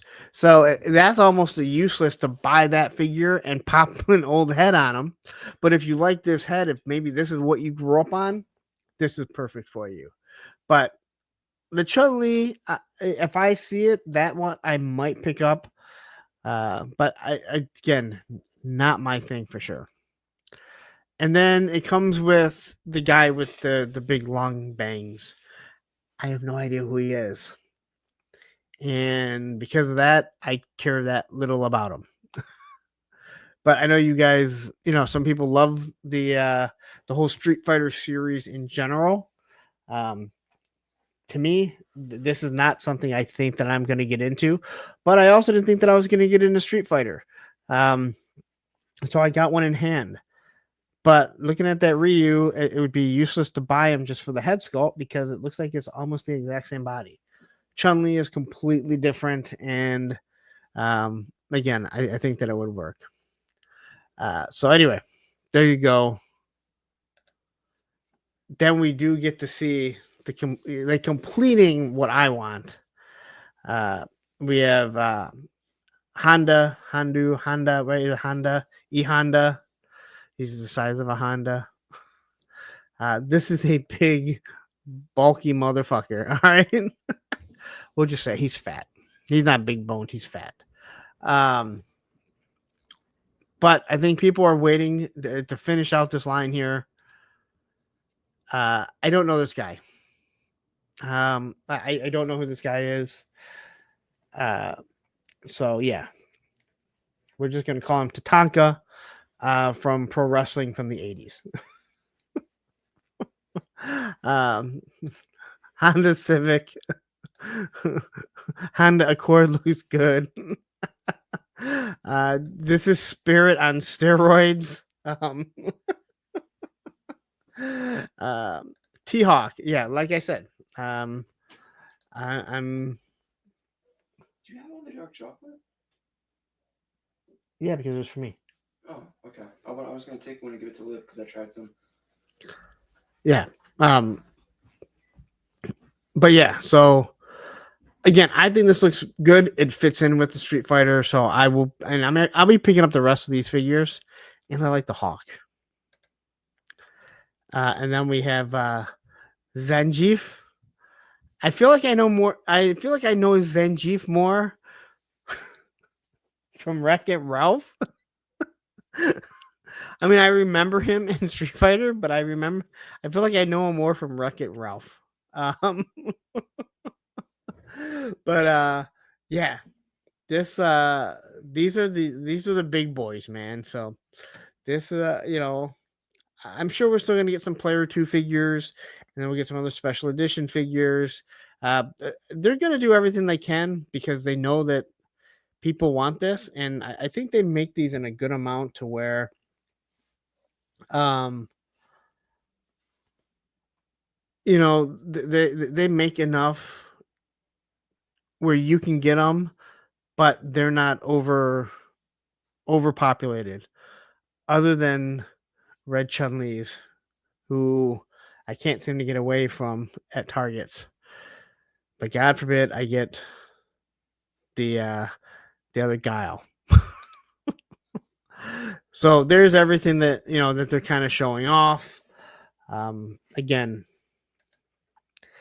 there is Cammy in her silver outfit. I don't remember that Cammy. It's obviously player 2. I kind of like it, but it's still not better than the original Cammy. But maybe I'll get it. I don't know if I see her. But that's really it, man. Like, I didn't get too much from there because, in all honesty, like a lot of the stuff they're showing off. So here is Scooby-Doo, and then we have the next series, Scooby-Doo, and then 2 different monsters. I remember them, but I don't know their names. But I know people are loving this Scooby-Doo line. Again, Jada's done everything right. I mean, they really have. When they put their stuff together, they've done everything right. And the little swamp monster or whatever he is, I think people would absolutely love that. Fighting Codename says, Cammy, I think, is an EE exclusive. Oh. That's odd because, EE gets these exclusives, and then next thing you know, they're at BBTS, Hella Dope Toy. It's so fucking weird because then they sell their exclusives to other people.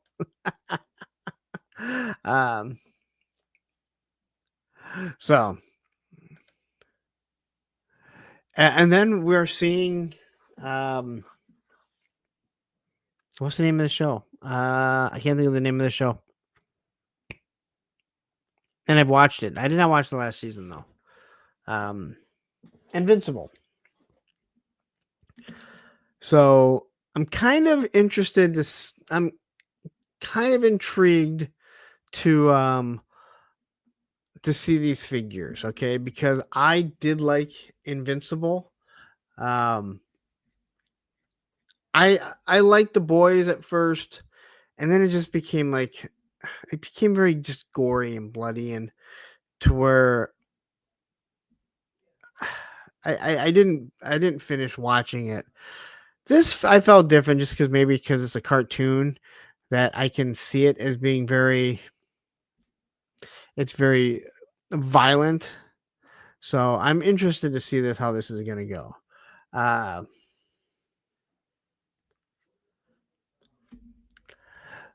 But anyway.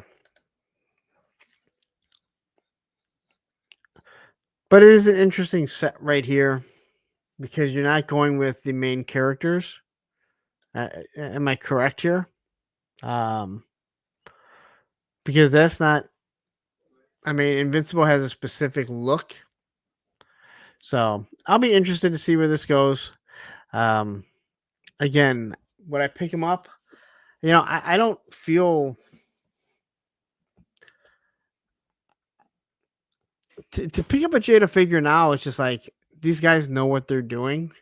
They're not just doing metal cars, so I think people like them.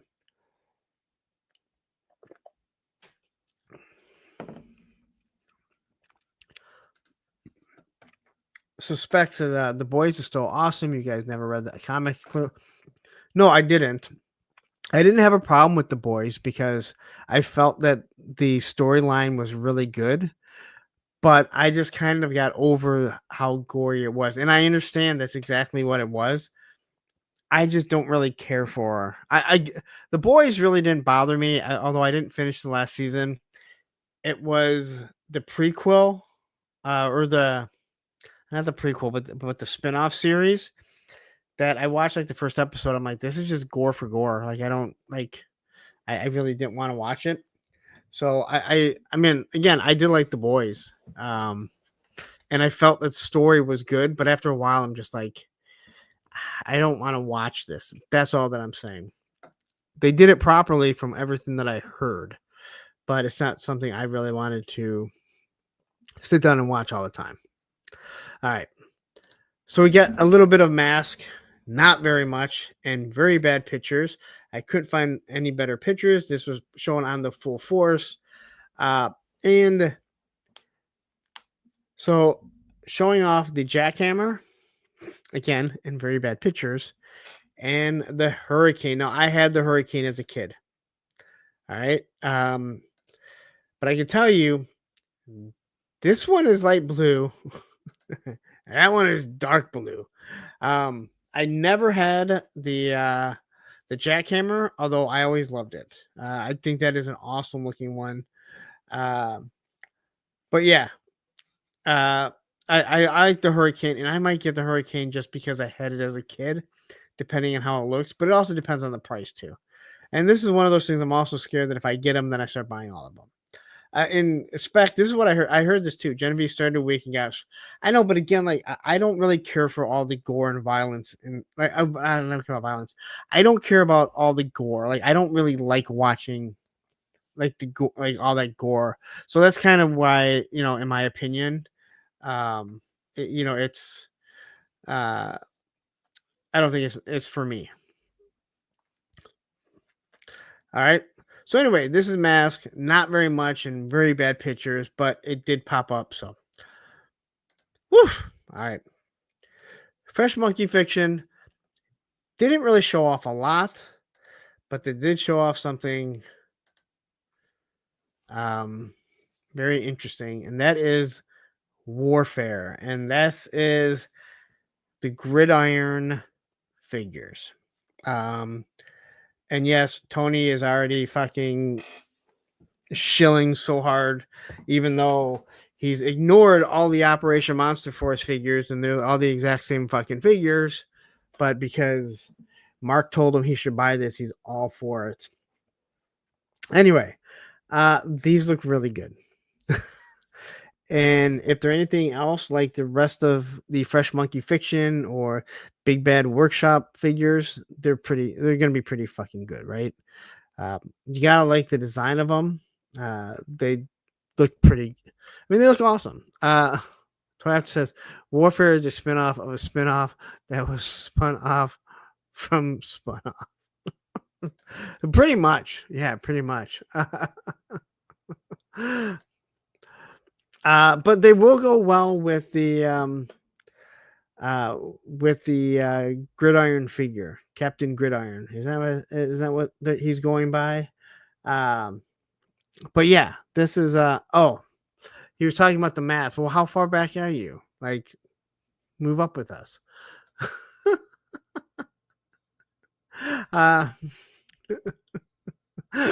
Matthew says, no, it's not because he loves Mark and he wants a Mark figure to worship.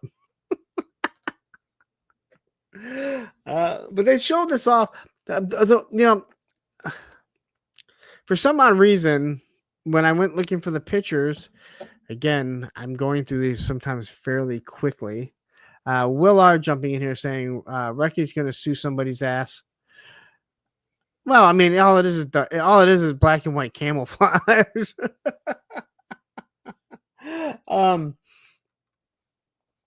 But I missed the NPCs, which that sucks.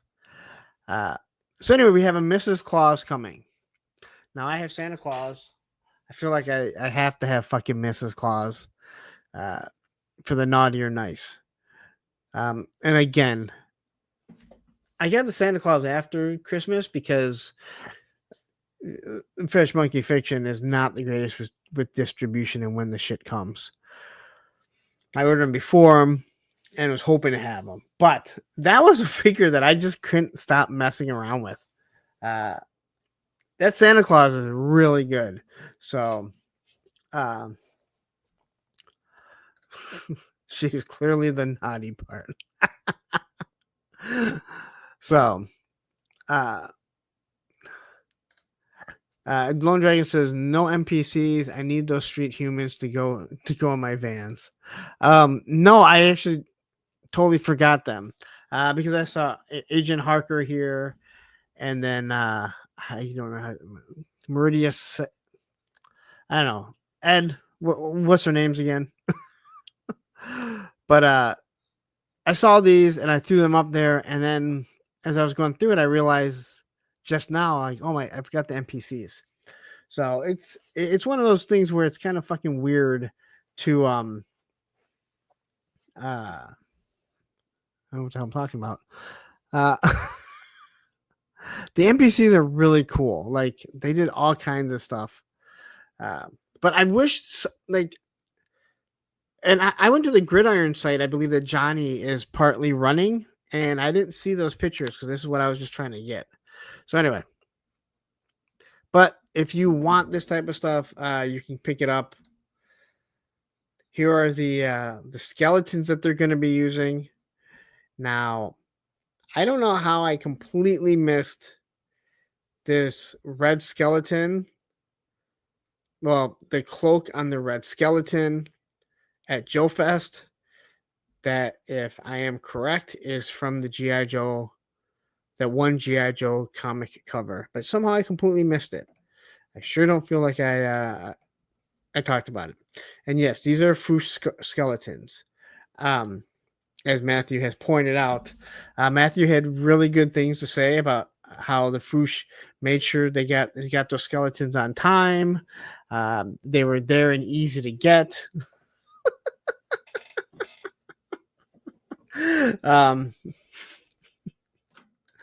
But yeah. So, Nolan says, did they plan on expanding beyond BBTS distribution? No, because they're becoming BBTS, a Big Bad Workshop. So it's going to be tied directly to BBTS. I think that's going to be a better thing. I think BBTS, they want their own line. I mean, Fresh Monkey Fiction hasn't been dissolved, but it sure seems like it. If you're asking me, it sure seems like they're going to be dissolving it. So I guess we'll find out. All right. So much for getting done by 11. Marvel Legends. There was a lot. So we're getting a 2-pack of Jean Grey and Cyclops. I know this is not Jean Grey. This is the Madeline Pryor. This Cyclops is fucking awesome. Yes, it's awesome. Like, they showed us such badass stuff. Now, I love the optic blast here. I know not everyone seems to be keen on this. I don't really want the 2-pack. I just want Scott Summers, Cyclops, whatever. I mean, I do have one that is decent, but I really want the 90s one from the Jim Lee one. And I think it's out there. I just didn't get it. But this, again, I think this set looks pretty awesome. Basically all because of Cyclops. I mean, she looks good, but I'm not really interested per se. But yeah. Oh, this is Jean? Why? I thought someone said it was, I don't know. I can't keep track. I truly cannot keep track. Okay. But yeah, I love the optics. I love the optic blast on this. This is, again, if you want to do photography, you want a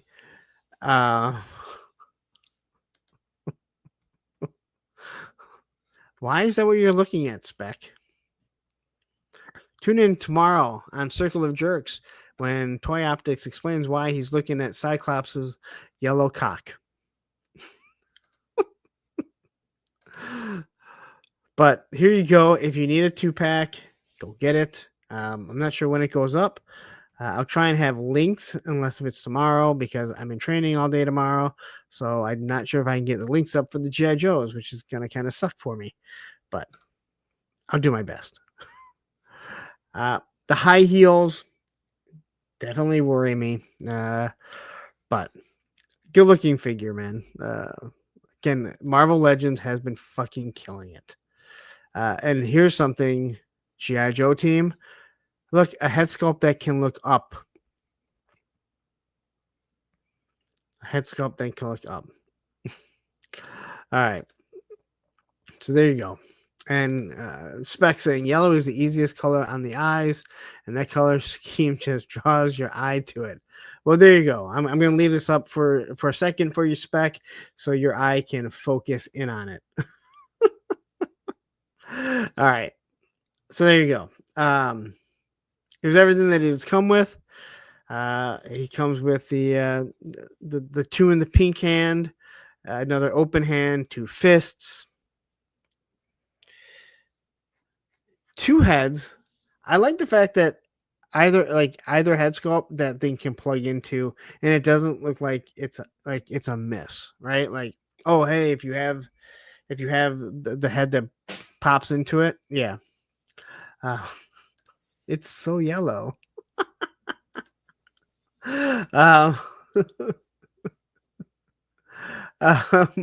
Mendoza says it's yellow to confuse his enemies. Oh my gosh. Man's Pop Blender says 2 in the pink hand. Did you watch my review of the Cyclops Thanos? Because I may or may not have referenced that. So anyway, Cyclops, Jean Grey, X-Men 97. There you go. It's Jean Grey. See, I was wrong. All right. Then we're going to get the, I can't think of her name, the White Queen. No, what is it? I can't think of her fucking name. I know it, but I just can't think of it. This looks pretty good. Very light on accessories. Needs a soft goods cape. I feel like we've all come to a point when it comes to Emma Frost. Thank you very much, Into Mystery. I feel like we've all come to the point where enough with the plastic capes. You create one soft goods cape for the most part, and yeah, like this one, you kind of would have to tinker with it a little bit, but nobody wants these hard plastic capes. All right, I think we're done with them because the soft goods cape would go so much further than this.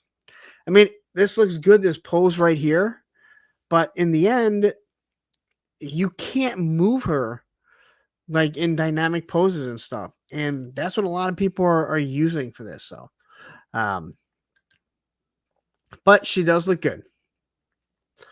But it is light on accessories, and one thing is because it gives you the big giant plastic cape. So I can tell you, I just got those hands with Madam Mask. I think I got those legs. No, those legs are different because they're big long boots. But yeah, again, a lot of reuse here, but a really good looking figure if that's what you're interested in. So here's Emma Frost. Then I think this is going to be the peg warmer for sure. I don't know who is clamoring for a Gambit versus Rogue basketball. I applaud them for trying to think outside the box. What is something else that we could do? I think the Rogue is actually pretty cool. But the Gambit, now maybe they just grab some of those, the starting lineup figures, and they're like, hey, we can just use this. We got these balls left over. It is cool. And the soft goods top that she's wearing, pretty cool. But yeah, these are these are actually pretty cool, but not something I really want. Because again, I kind of want my X-Men in more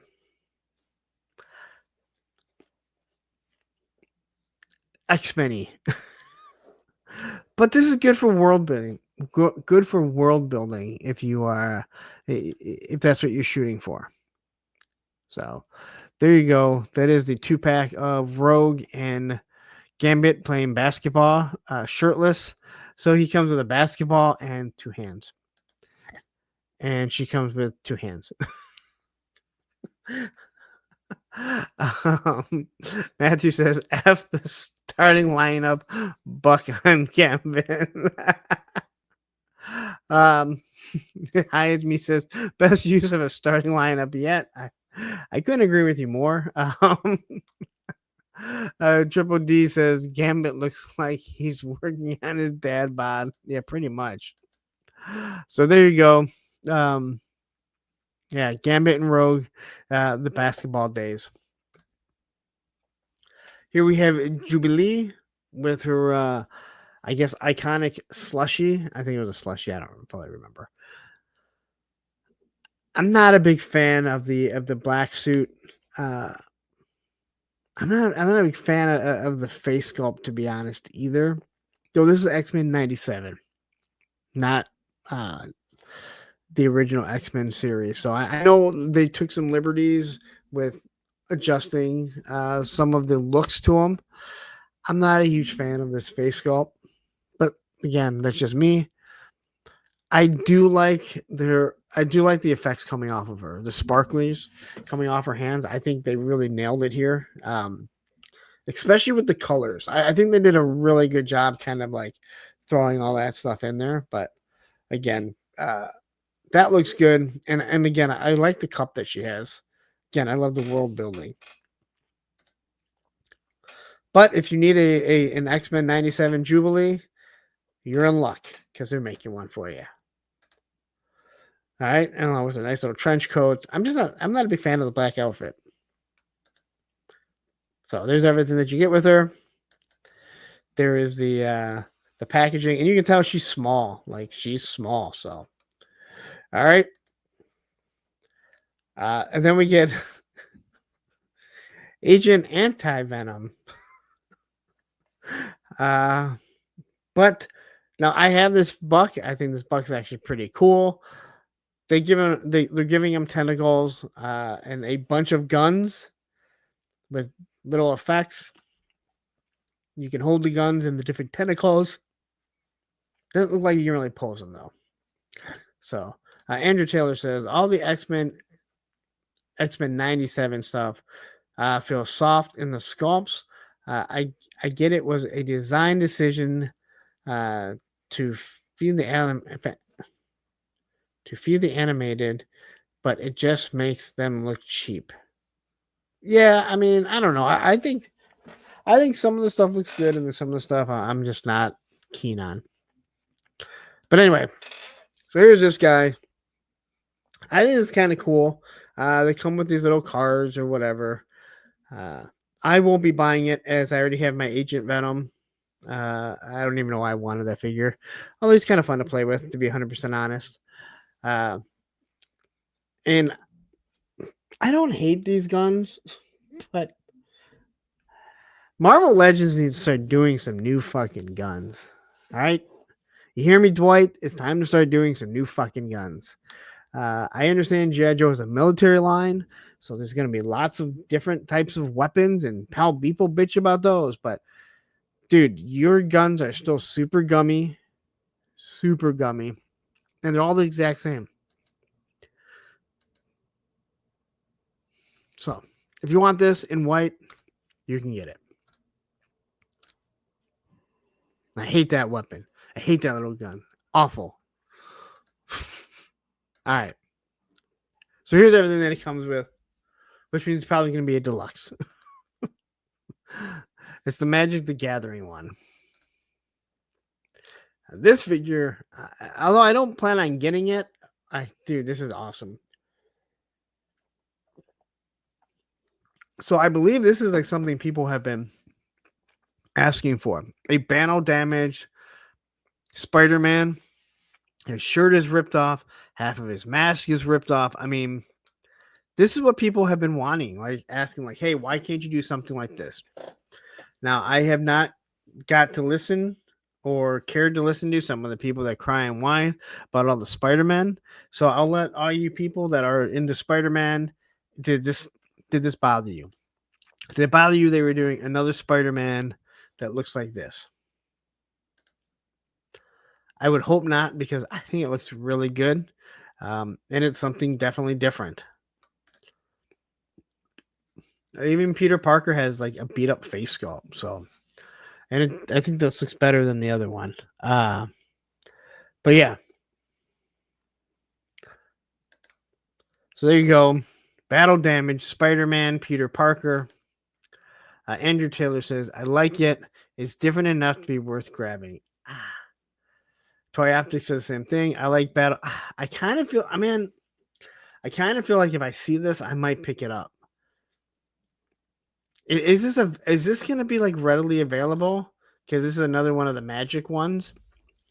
Because this is cool. Because like again, if you want to do photography or have some sort of display, yeah, you have him.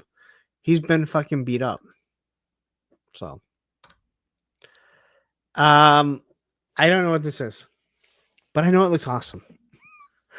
And if you like AWOC, if you like Mythic Legions, like I feel like Dungeons and Dragons, I feel like this is something you could get and it will fit in with all kinds of things, but it clearly fits somewhere within the Marvel universe. Bow and arrow, quiver. It's a werewolf. So I'm assuming, Matthew, you are getting it, correct? You're going to have to find all the Magic nerds to get it. I don't like, is it even available, like, or is it online only? That's what I was actually wondering.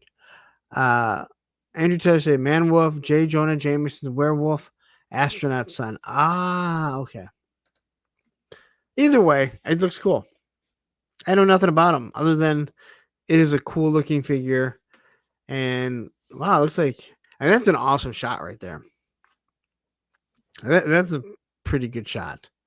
So Ninja Force Timber. I love it. Like he loves it too. All right. So there you go. That's J. Jonah Jameson's son, Man Wolf. And here's everything that he does come with. So it does come with a good amount of stuff. I mean, for the most part, right? More than some of the Marvel Legends. Here is She Scarlet Spider.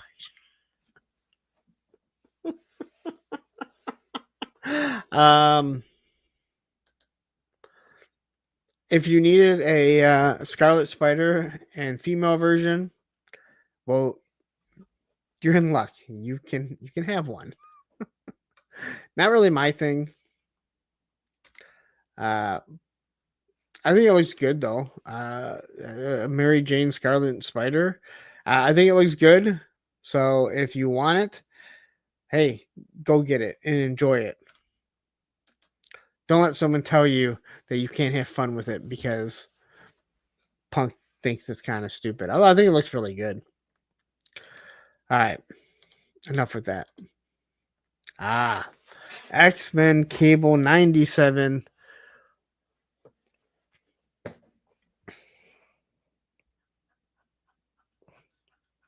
I'm going to have a hard time not picking this one up.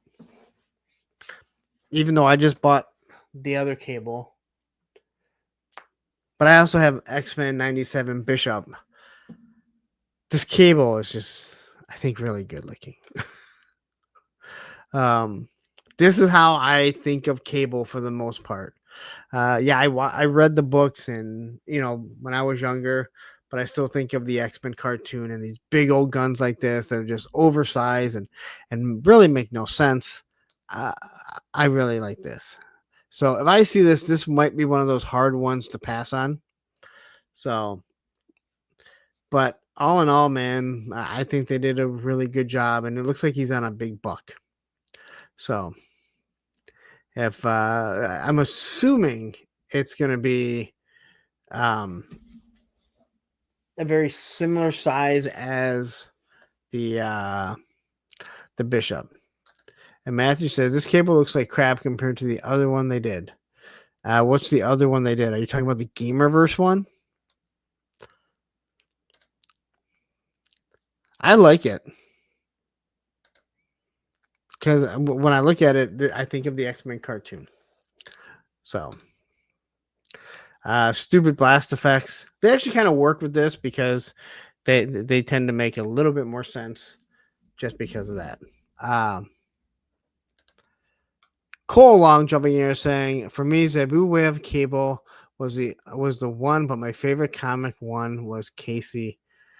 Yeah, again, I'm not saying this looks better than that one. What I am saying is that I look at this one and I think of the cartoon because that's what it's supposed to be. And it might be difficult for me not to pick it up. But when I pick it up and it's $25, I'm like, do I need it? That's when you kind of go, all right.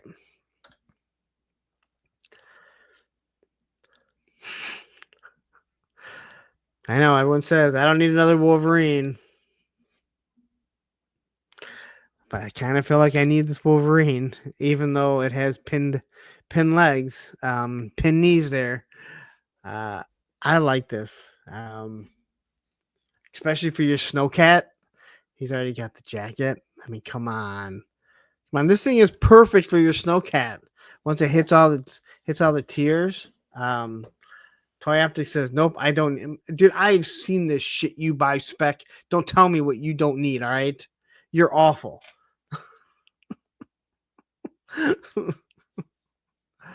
But I personally, I like this one.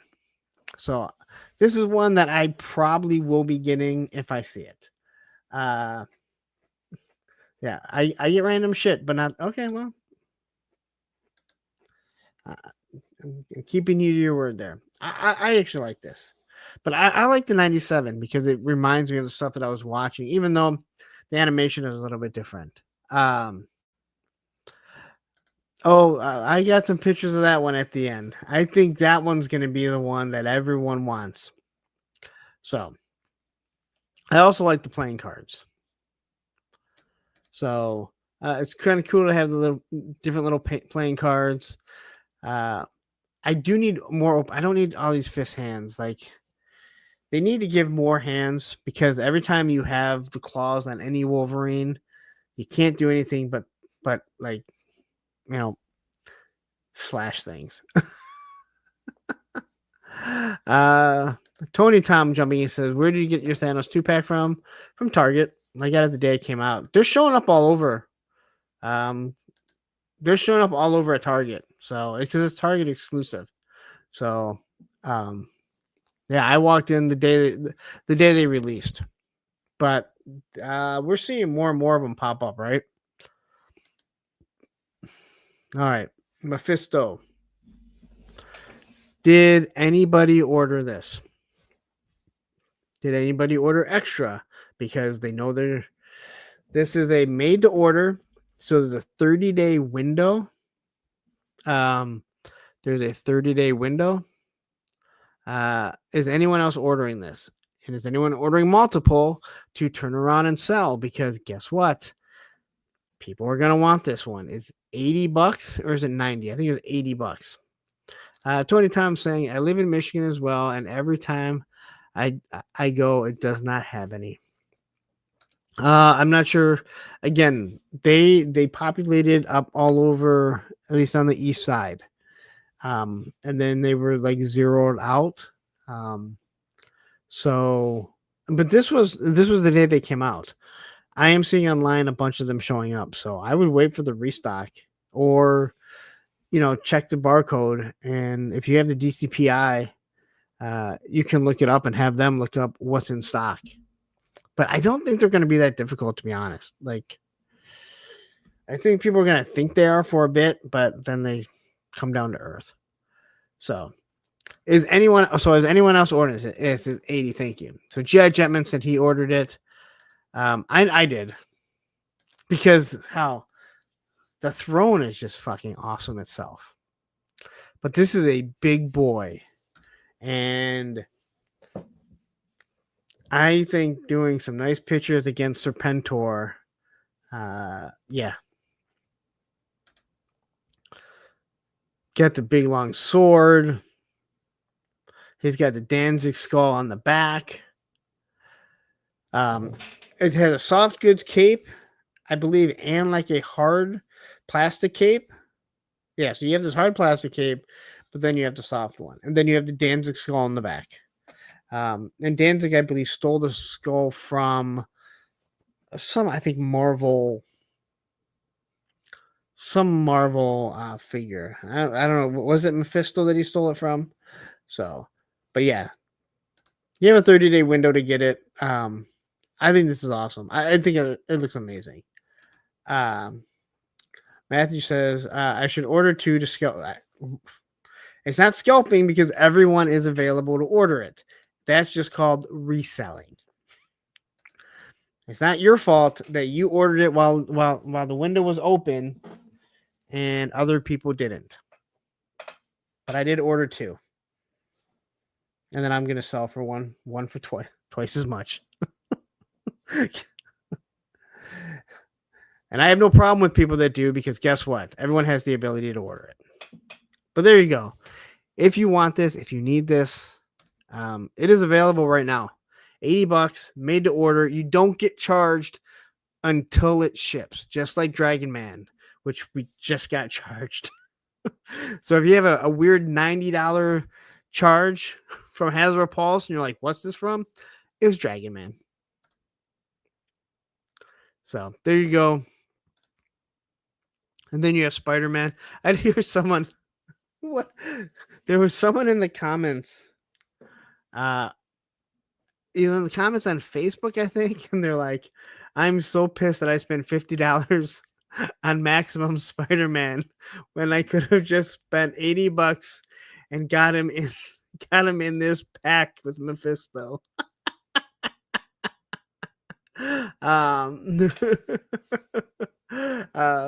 Yeah, so that is awesome.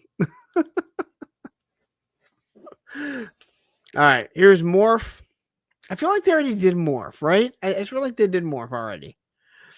So, but he does come with 2 extra heads, and they made it clear, and they made a point to say, hey, we threw in a head that we've never done before, so you can throw it on another, a suited body.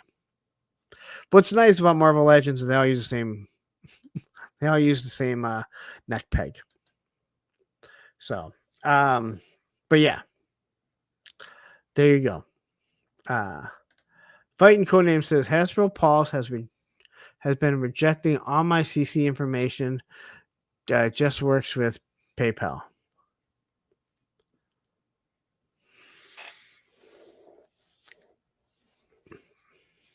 I wonder why.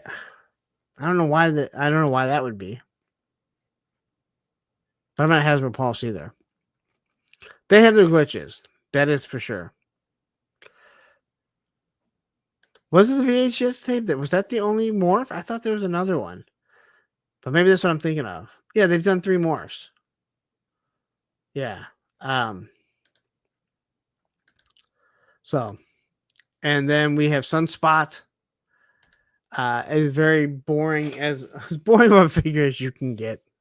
I mean, it's like a generic X-Men suit. This is like the green shirts. All right.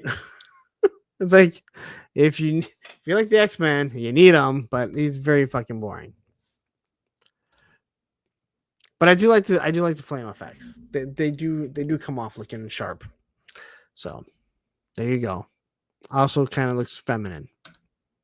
But whatever. The Storm, I'm like, do I want the Storm? I need a Storm, but do I want Storm in the black outfit, or do I want Storm in a white outfit? Because I need a Storm. Or do I want Storm in the Wolverine 2-pack?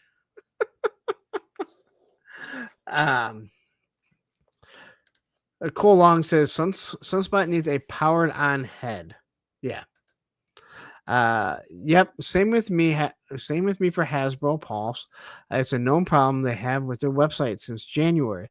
They say they will fix it, and they call you, but they don't. So only way to order is using PayPal.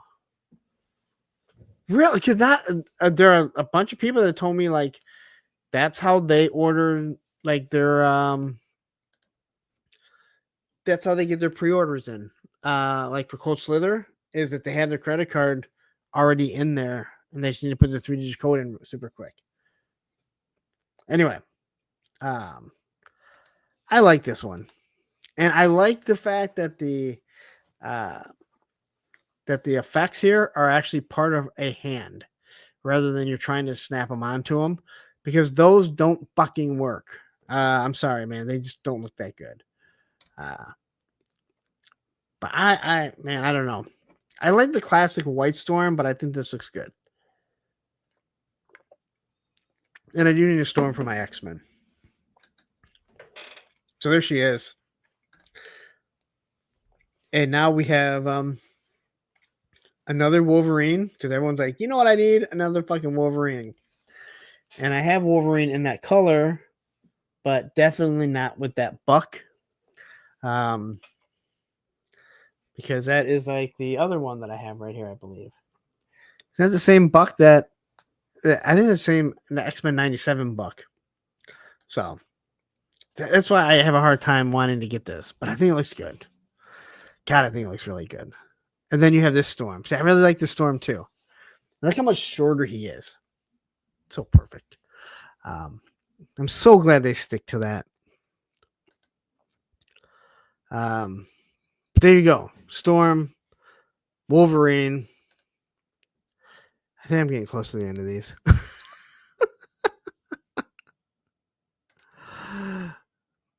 Yeah. X-Men 97 again. All right. We got Kendo jumping in and say, "What's up, pumpkin peeps?" Woo! Yeah, so much for getting done early. And I haven't even hit my G.I. Joe shit yet. All right, so here's the end. This is from San Diego Comic-Con. This is World War II Logan. There is no way in how I won't be pre-ordering this. I don't think there's many G.I. Joe fans that won't be pre-ordering this. Considering we don't have to have a Tommy gun. He's going to be short. I don't know what else to say. He looks fucking awesome. The whole suit and everything, it looks awesome. So, if you're interested, this is going to be available. My goodness. And now we only have one last thing to get to. One last thing to get to. And now it's midnight. I'm like, hey, I'm going to be done by 11 because I have so much fucking work to do.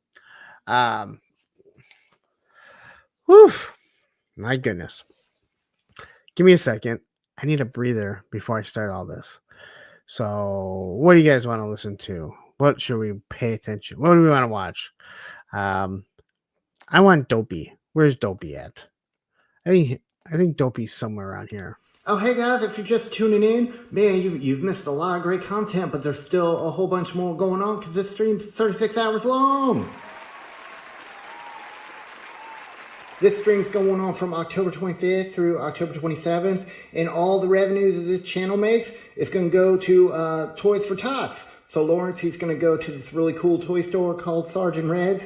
He's going to buy a bunch of toys for all the little kids in need.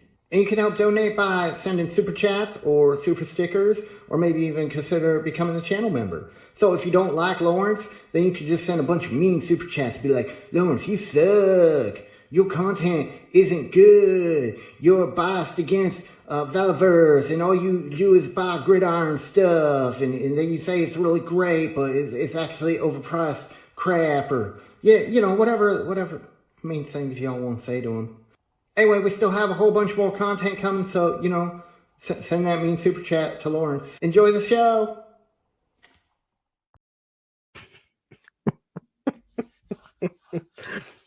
I got to get on Ted now because he will not be able to get this shit done. So I need to get on Ted now to start making this stuff because October's coming quick. All right, G.I. Joe. So these are in hand. Full Force showed them off. They're from some guy on Reddit named Jen Kale 2020. So in hand images of Monkey Wrench, which I think looks pretty fucking good. Yeah, I mean, that looks awesome. Then the in hand of yeah. Snake Eyes with pink hands. I know everyone says we don't need another Snake Eyes. it is the same buck as the Retro Snake Eyes, which is seriously one of the best figures they've ever fucking made. But it is the one where he is he's radiated. And then we have the the polar bear with the penis.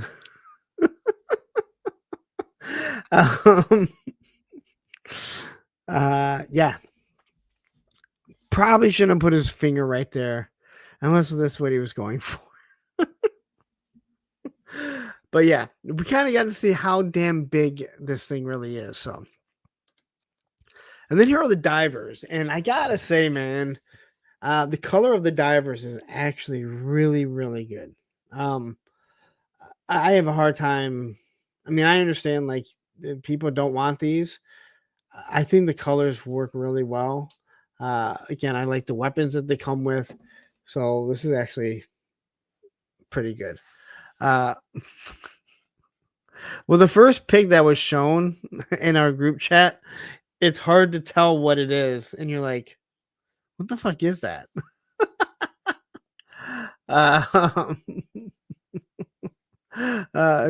Jason Steele says, "Bro, I didn't know the polar bear had a PP." But yeah, so all right, name only reveals from San Diego Comic-Con was Big Lob, who I know who he is. I could give two shits about this character. I'm sure they'll make him pretty cool. They did say he's going to be tall. Now, my thing is, well, how tall is tall, right? Because anything they do, they want to reuse a buck. So is he just going to be built on the roadblock buck? Or I guess now it's more actually, the more that I think about it, yeah, this is going to be built on, this will probably be built on the heavy duty buck, because he has the tank top, the pants seem to be very similar. So yeah, I'm pretty sure that's probably all that's going to be. Yep, Pop Blender, the pre-orders will go out tomorrow, and you'll probably miss some and then do a rant about it. Or at least the G.I. Joe Porto John.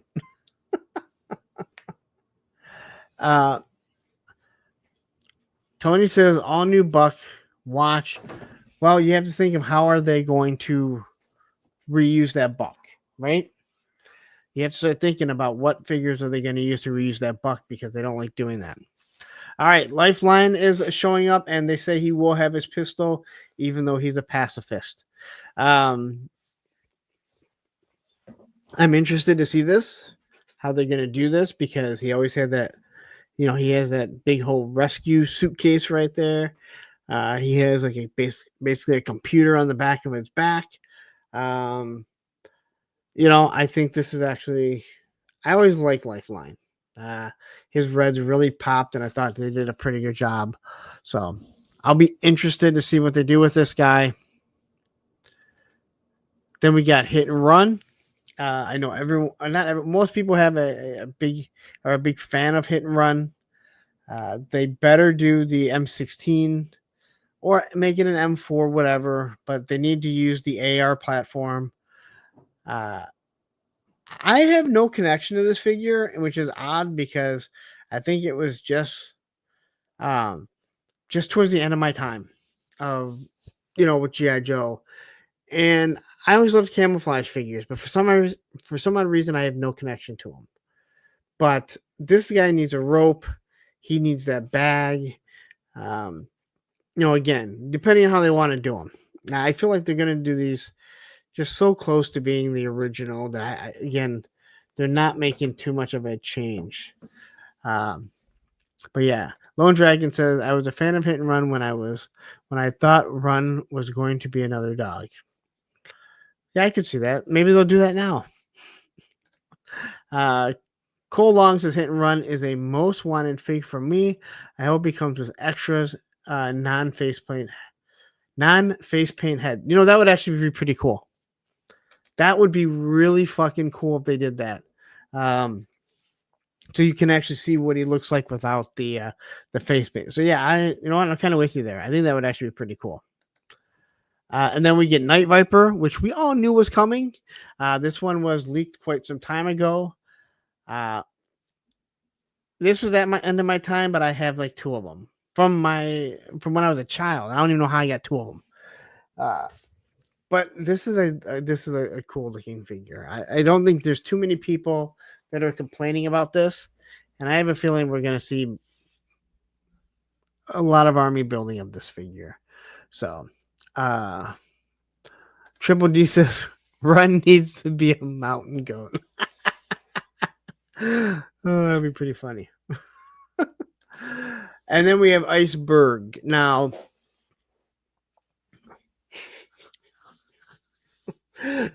yes, it was pointed out they spelled Berg wrong. It looks like he has Ricondo's rifle instead of the big white M60 that he had, or machine gun. I don't no idea what it really was. But they had to announce at least one winter figure. I think they're again, I think they made a huge mistake by not having a whole wave of winter figures with the Haslab that they did.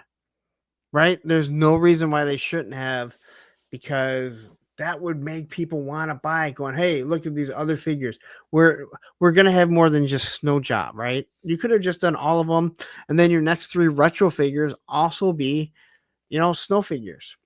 So, again, maybe you don't do a snow, like rather than a green shirt, you have a snow trooper. Just a snow shirt, I guess you could call it, whatever. Matthew said they knew a full wave of winter figures wouldn't sell.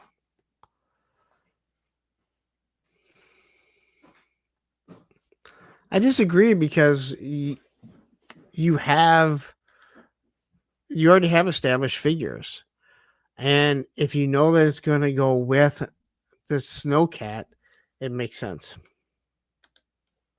All right, so up tomorrow, there are a few figures that are going out for pre-order. One is Sci-Fi, and he has his drug paraphernalia, his crack pipe. I love what they did with the face mask here.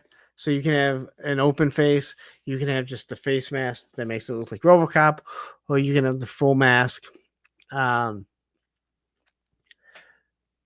like the fact that they changed the gun, because I never liked that gun that he originally had. So I think this figure looks really good. There was somebody that said, I'm not getting Sci-Fi because Sci-Fi before Flash, I won't buy him just on that principle. Well, you showed Hasbro.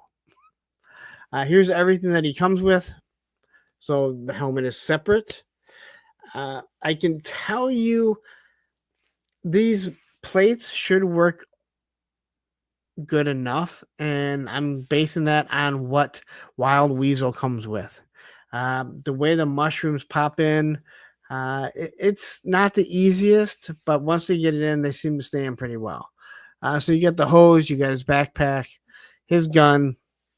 I like the green. It's not as bright and vibrant as the original, but they'll probably do a retro carded figure. So Liquid Identity says they gave Snowcat lots of Arctic figures, Lady J and Flint, that we have at least 2 of each already.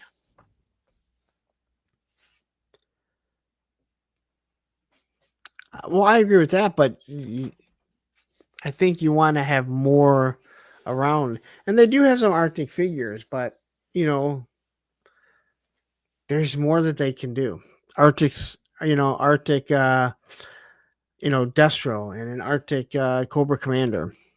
So here's his box, the boring plain box. Here's the back of it. You can see him firing. You can see that the blast effects come apart. Lenny said that, hey, this is kind of like they're charging and they're firing it off. Here we have mainframe. Tony probably lost his shit the moment he saw this. Tim H jumping in here saying, I will cancel my Haslab if it doesn't like all the tiers. And you know what? That again, that's your preference, and I can understand why somebody would do that. I want the Snowcat no matter what, but I could see why someone wouldn't. Now, to what you said there, Tim, this is where I say this is where people have fucked up, and you're not one of them. If you're one of those people, it's like I only want it if they unlock all the tiers. Well, then back it now to see if they hit all the tiers. Because what does happen is, let's say if it doesn't unlock all the tiers, you're going to have people that start to back out because they don't want to be charged. When in actuality, I think a lot of people, and again, if you don't think it's worth it, then great, then don't back it. I'm never going to tell someone to back something they don't think it's worth it. But if you're like, hey, I just want to get all the tiers, well, then just go ahead and back it. You don't get charged till it's time to go. And if at 11:55 you can tell it's not going to hit all the tiers, then cancel it. It's really that simple. But anyway, and again, Tim, I think you're doing it. Tim here says, yeah, exactly. That's why I backed it now. And honestly, I do expect all tiers will unlock. I do too. But again, like, that's what you should do. And again, like, if you don't think it's worth it, then please don't back it. That's how you send your message.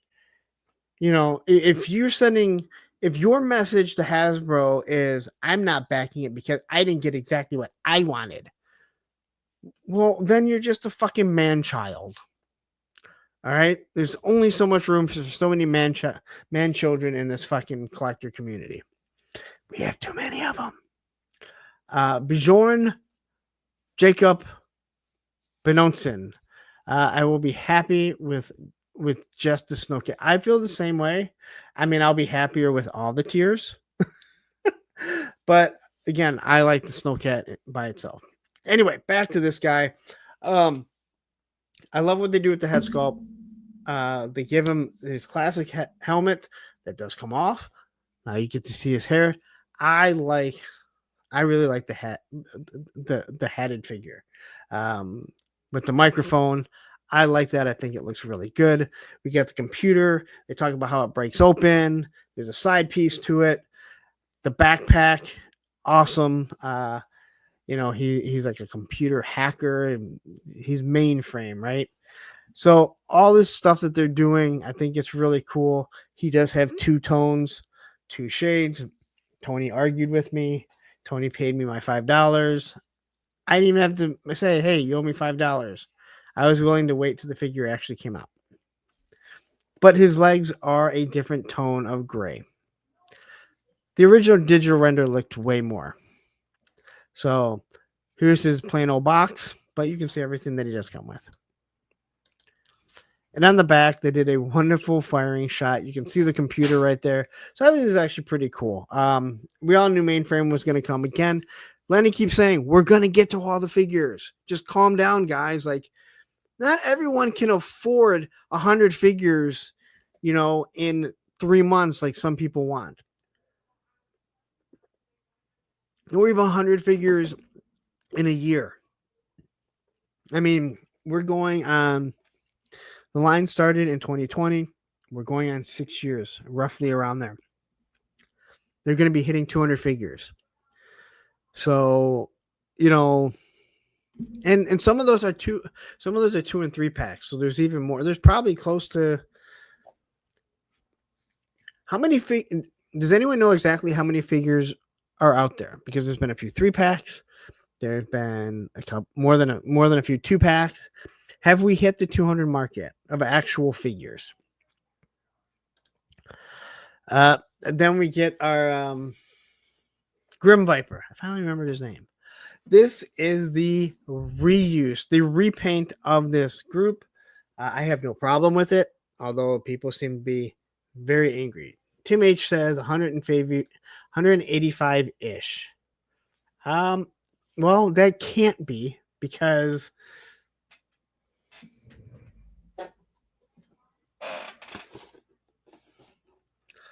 That's 185 right there. So you look at the 3-packs and the 2-packs.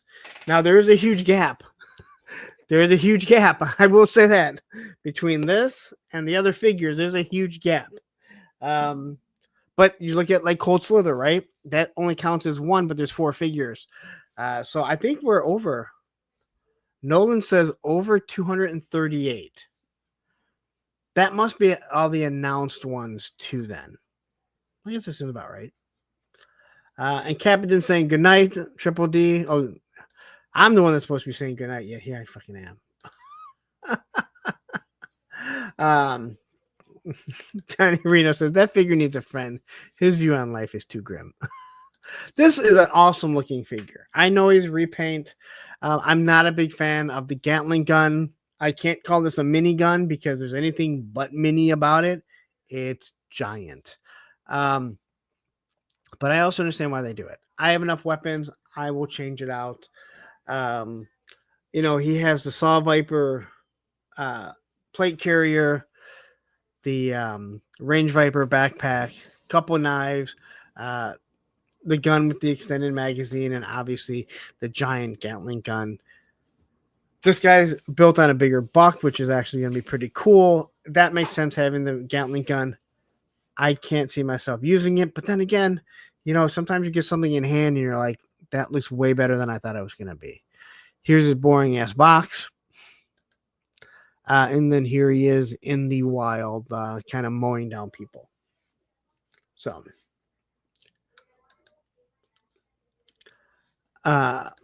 New Monkey says he's killed 18 Joes. All right. I don't know. I mean,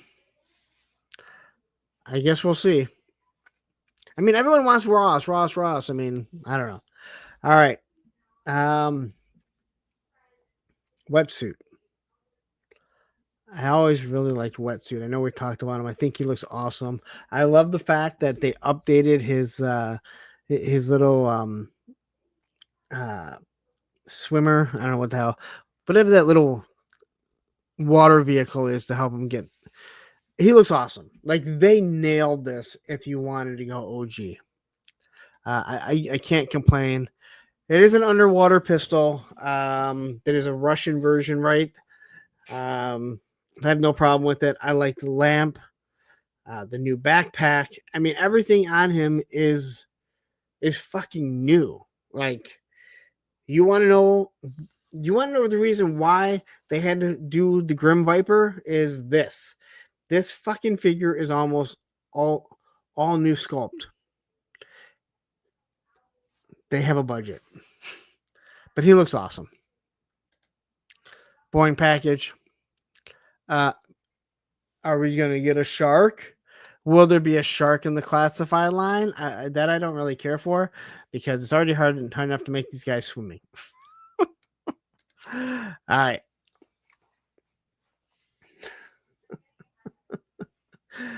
Here we have the sand scorpion or sand viper or something like that. Sand scorpion. And I know people complained, but right here you kind of see why he has a grappling hook. In the mountains and the stuff like this, I can definitely see why he would have it. And they did put rope on it. All right. Comes with the giant scorpion. And Melanie kind of said it's more like he's a handler, not so much his pet. So a lot of new sculpting on this figure. I know we talked about it. He's got the mask that comes off so you can put on the faceplate. This guy's going all in. He's going in Wolverine on these fucking scorpions, and I doubt he had a healing factor, so he's pretty fucked. Just saying. So there's the giant scorpion, a lot of articulation on it. That thing is nasty looking, fucking nasty looking. So yeah, and Tots says he got punk-sized claws. Then Heisme says another Wolverine pass.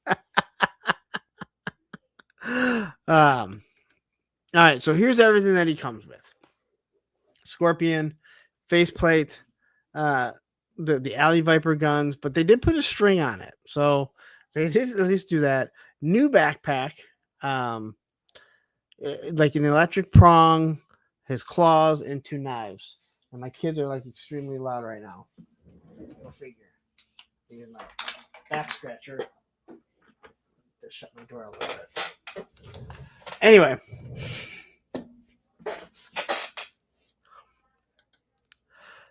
Here he is with the faceplate on it, the Scorpion next to him. You can see how big that Scorpion. Again, yeah.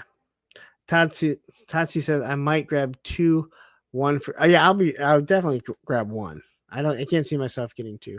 To me, this guy will probably be more of a named character. Who knows? All right, there's your boring packaging. And then here is the back of it, which the back always looks awesome, right? I mean, it does look like he's more friends. I don't know how much my kids must be really bugging the shit out of everyone because Roman came up here like, you know what? I'm done with them little bastards. So I'm going to close the door a little bit while they're talking so much. Those 2 kids don't even like each other. I can't believe they're talking. All right. The Steel Core Sentry and Modular Defense Post. Now, they said they were going to get this. One of the questions that was asked before we saw this to Tony said there's going to be some different things to it. So these are just all meant to work together. They really are. New Monkey says, yeah, not going to army build these. No, dude, not for. It's going to be $45 or I hope it's not. I hope they haven't gone up to 50. I think they're going to be 45 still. Yeah, I mean, that shit's hard to fucking army build. And I don't want a bunch of Scorpions. All right. And if anyone is interested in Scorpions, Woody 222 is ordering a shit ton of these, and he doesn't want all the Scorpions. So there will be some Scorpions to sell.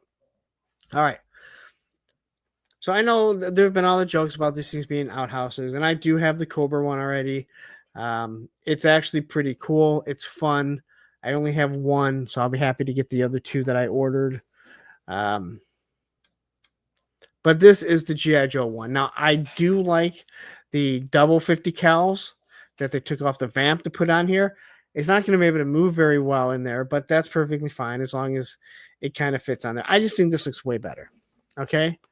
Toy Optic says, Jesus, I go to talk to my wife and you're still on. You don't have to watch, man.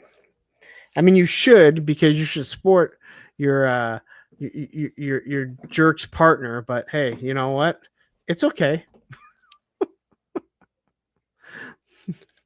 I know a lot of people over more Steel Brigades, but you get mad when people get mad when they, if they put a named character because they don't want a bunch of named characters. So then they do this. Okay, but he says, but I like to watch. I like to watch you. Thank you. Now I feel really good about myself. Now I can sleep better at night. And War Chest full of toys jumping in saying member for 16 months, which means you get a Fucking Phil Collins. Poor Phil Collins. I can't say poor Phil Collins because that guy can buy any G.I. Joe that he wants. But anyway, these will go up tomorrow. Again, I like the dual 50 cals better. But there's a few things that I question. Now, I really don't mind, like, I don't mind how they have the the missile rack on the back over there, only because that could be mounted to the ground. So, no big deal. You mount it to the ground. But they show a shot of it. Maybe I don't have it. Like this here. Here's the box. I feel like if you're gonna fire missiles off that thing, it's gonna blow over that portal potty. That thing, I think, is not holding up on those missiles firing off it. I'm just saying. But again, I'm kind of over the steel core, and I think most people are. But I also understand why they're doing it. I kind of rather than have go with some sort of green shirt, to be honest. Maybe a different version of the green shirt. Maybe make a green shirt, an Asian green shirt.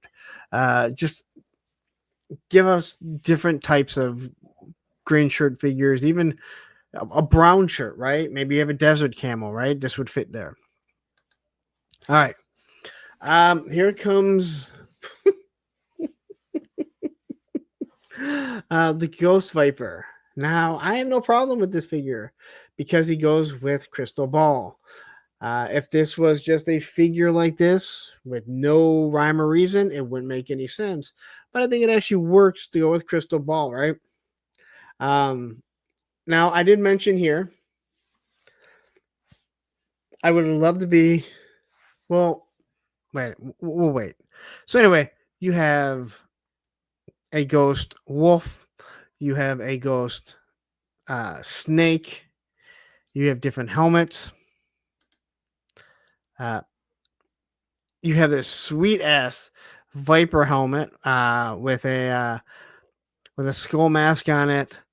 Then you look over here, you got a wolf head, and you have a snake head. So again, pretty cool. Now here's everything that you get.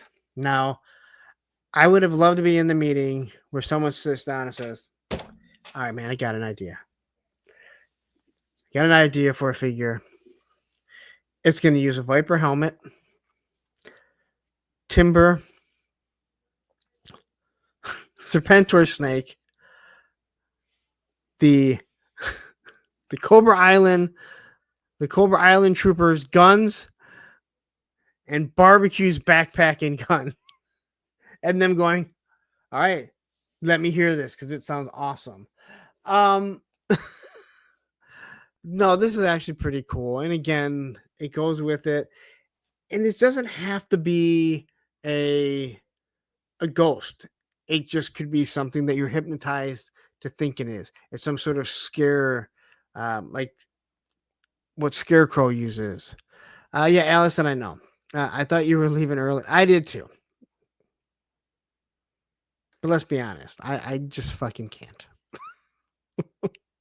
I'll go to bed early tomorrow. All right. And then we get Short Fuse and Steeler. And I know they're giving a Steeler and not a tank. You realize it's a lot easier to make an action figure than a whole fucking tank, right? But they're giving you his Uzi. They're giving you the mortar. So you have your OGs. And they're giving Steeler his proper look. Oh, shit. How did that change? I did not hit that. So I have no idea how that fucking changed. So when you look at this here, that gun up top, which we all kind of at first thought it was Rakondo's, it's not. And it uses the same magazine as the Outback gun. Yeah, Toy Optics says no fucking tanks. Kalchef says they're calling this a 2-pack, so I expect $54.99. Oh yeah, that's how much it's gonna be. And is a Target exclusive. And is a Target exclusive. And MCR says seeing Steeler sold without the Mobat gives me hope for a Mauler.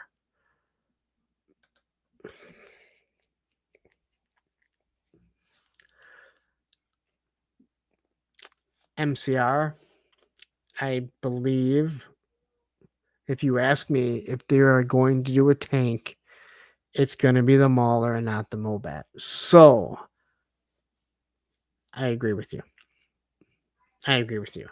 But anyway, I think this is good. They give you all these crappy blast effects. Some of them are decent. Some of them are like, why? Mortar is all new. Helmet seems to be new. A new backpack that holds the mortar. So, and then the glasses. And if I remember, I believe Matthew was saying the reason for the glasses on Short Fuse is the original head sculpt. And Matthew, correct me if I'm wrong. I think he said the original head sculpt was supposed to have glasses and was supposed to be Doc. And then I probably didn't do it maybe because of budgetary reasons. And then Doc came out later. So I might be wrong. I thought that's what Matthew was saying. And Matthew says Mauler is greater than the Mobat, and I could not agree with you anymore. The Mauler is so much better than the Mobat. And then Pop Blender saying, boo, Target exclusive. I hope Emily doesn't call me out for not being excited for a Target exclusive. That's not what she said at all. Not what she said at all. But thank you. I love when people, say stuff like that. And look at this. Highly articulated, jumping in saying the reason for the glasses is that he can't see very well without them. Very true. I know this very well. What's up, Adam? How you doing? And New Monkey says, speaking of Doc, who's stoked for Lifeline? Well, we talked about him already. I think most people are, to be honest. Honestly, I think people really are. Okay, Matthew says, no, it was sculpted for Short Fuse, but budget forced them to move it to... That's what I was just saying. That's what I was saying. That was the reason why they did it, was that that Doc's head sculpt was originally supposed to be for Short Fuse. Isn't that what you were saying? So, yeah, she said, at least don't boo me while you're looking right at me and I'm looking at you. And I'm sorry, I took it as kind of tongue-in-cheek because she seemed to be laughing. You guys saying she lost her shit, I don't get it. But whatever. I'm not going to argue with you guys. Like, you guys, I know what you guys think. So, anyway, wonderful shots of these guys. Again, the fireman's carry looks pretty fucking awesome.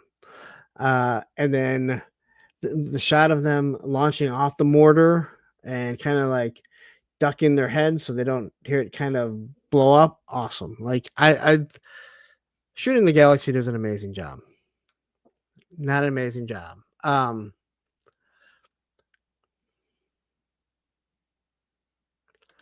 So there they are, just kind of waiting, and then they're firing. Again, I think these look really good. But again, I don't know why Steeler is forced to shoot a gun when he has a tank. Oh, wait a minute. He doesn't have a tank.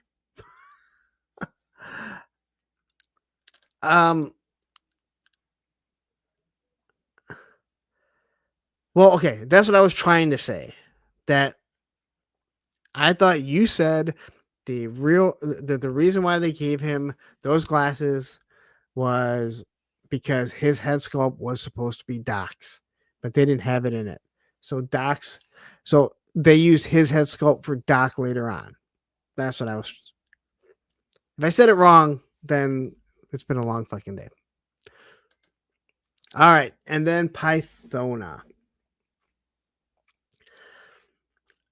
Now, I think most people know my feelings on Cobra Law.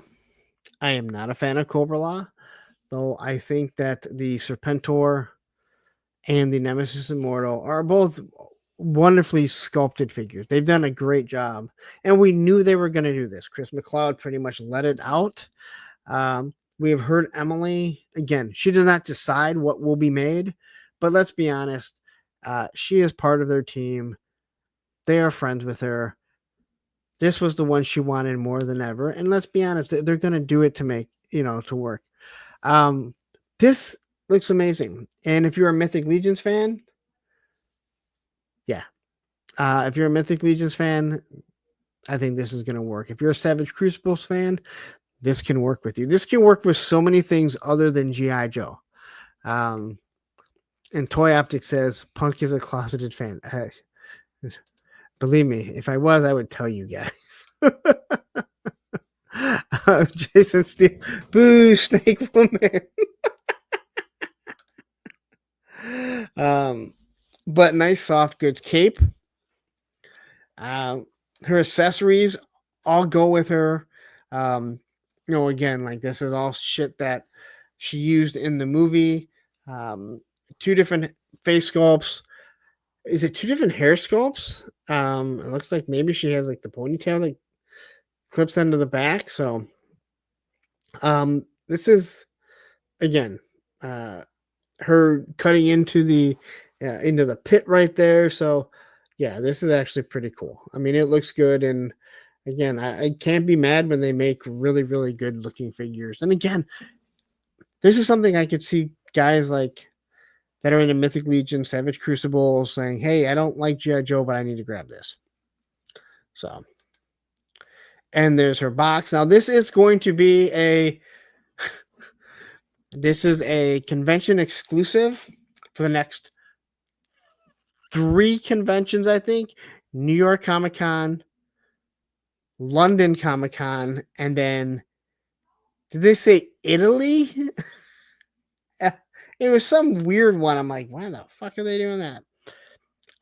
So they'll be available there. Then they will go up on Pulse. I can only imagine the shitstorm that's going to fucking go.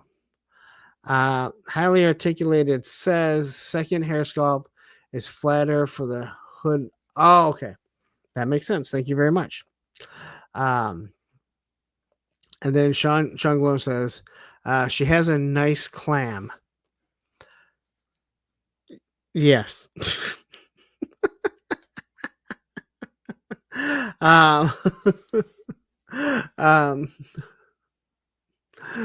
Hides me says, there's her box and her sticky clam and magic fingers. I hate you guys.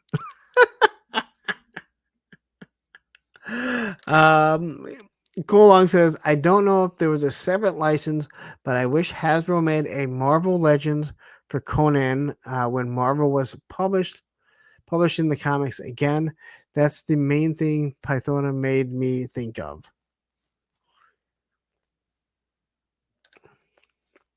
Well, when Marvel was producing Conan is still owned separately. It's not a Marvel it's not a Marvel property per se. At least I don't think so. Matthew, one of you comic guys could probably, because it would be like when Marvel produced G.I. Joe and Transformers, they don't own the license to it. It was subcontracted. I would assume Conan was the same way. So that's why like that lore of Shang-Chi, whatever, being one of Quick Kick's instructors, like it worked back then because they could make it work, but now they would have to ignore that they ever said that. So anyway, here's Pythona. Here's the back of the box. I have not looked for any type of Easter eggs or anything. Maybe some of you guys have. J. Bro says Titan has the comics. Yeah, so they wouldn't be able to do anything like that. Where like Hercules is part of, Hercules is created by Marvel. I mean, there's obviously lots of different versions of Hercules. So, and then we have this piece. And so most people have figured that this is Globulus's shoulder pauldron. But there were some people that said that's That's his codpiece. That's for his cock. And someone was like, does he have that? I thought he had like a snake body. And they were like, you don't understand sarcasm. And then people actually posted a picture being like, no, look, it could be. Oh, people. High speed, that I thought dinosaurs too. It looks very dinosaurish. Oh, Spec, I know it was you. I know it was you. I thought it was funny that somebody posted a picture like, no, look, it could be. And you were like, dude, that's fucking sarcasm, dude.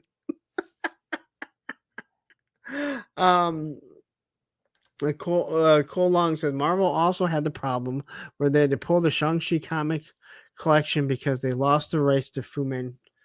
Yeah, but they still own Shang-Chi.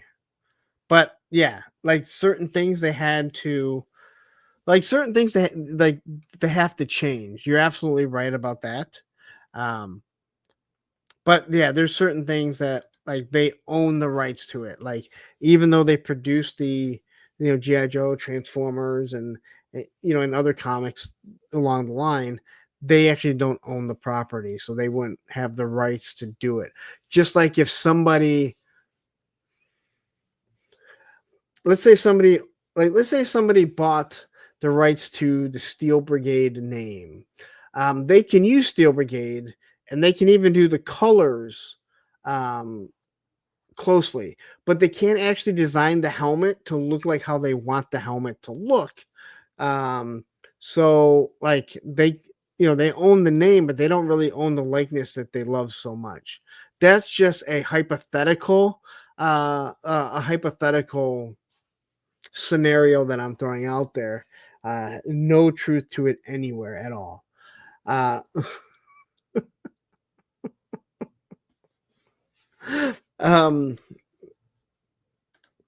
They still designed the helmet better. Again, the classified one is based off of the 1980s toy. So to design something that looks better than a 1980s helmet isn't that difficult.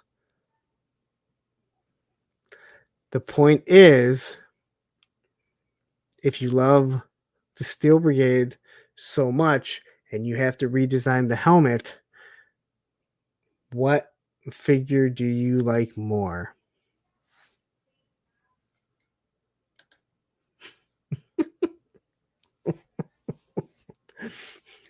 I'm just saying. That's it. It's just, and besides, it was just a hypothetical question I was throwing out there. A hypothetical scenario. That's all that I was saying. Anyway, I told you I was going to go to about 11. It's almost 1. I have fucking 9 hours of fucking training tomorrow, which I'm not looking forward to because it's not what I like to do. I like to go out and fix shit. But it's a new model, a new manufacturer, new everything, and I hate everything about it. So anyway, and I have other things I got to do at lunch. So I'm going to get out of here. Thank you very much. Please, tomorrow, tune in at 6:30. Circle of Jerks. We will be on. Myself, Spec, Baldy, Terry, and possibly Tony. I don't know. After that, at 9 p.m., Ed, I think you guys are still going on at 9. I don't know if you guys still go at 9. You guys have been going on Wednesdays a lot, so I'm not sure. But Matthew and Pop Blender, they go on at 10 o'clock to watch, what is it called? The Evening Blend. That's what it's called. So tune into them. This Thursday, I will have Toy Domination on. So please check it out. Everyone, thank you very much. I had a wonderful Monday. You kept me on here a little bit longer. So I can't be mad at you. I did it. Take care.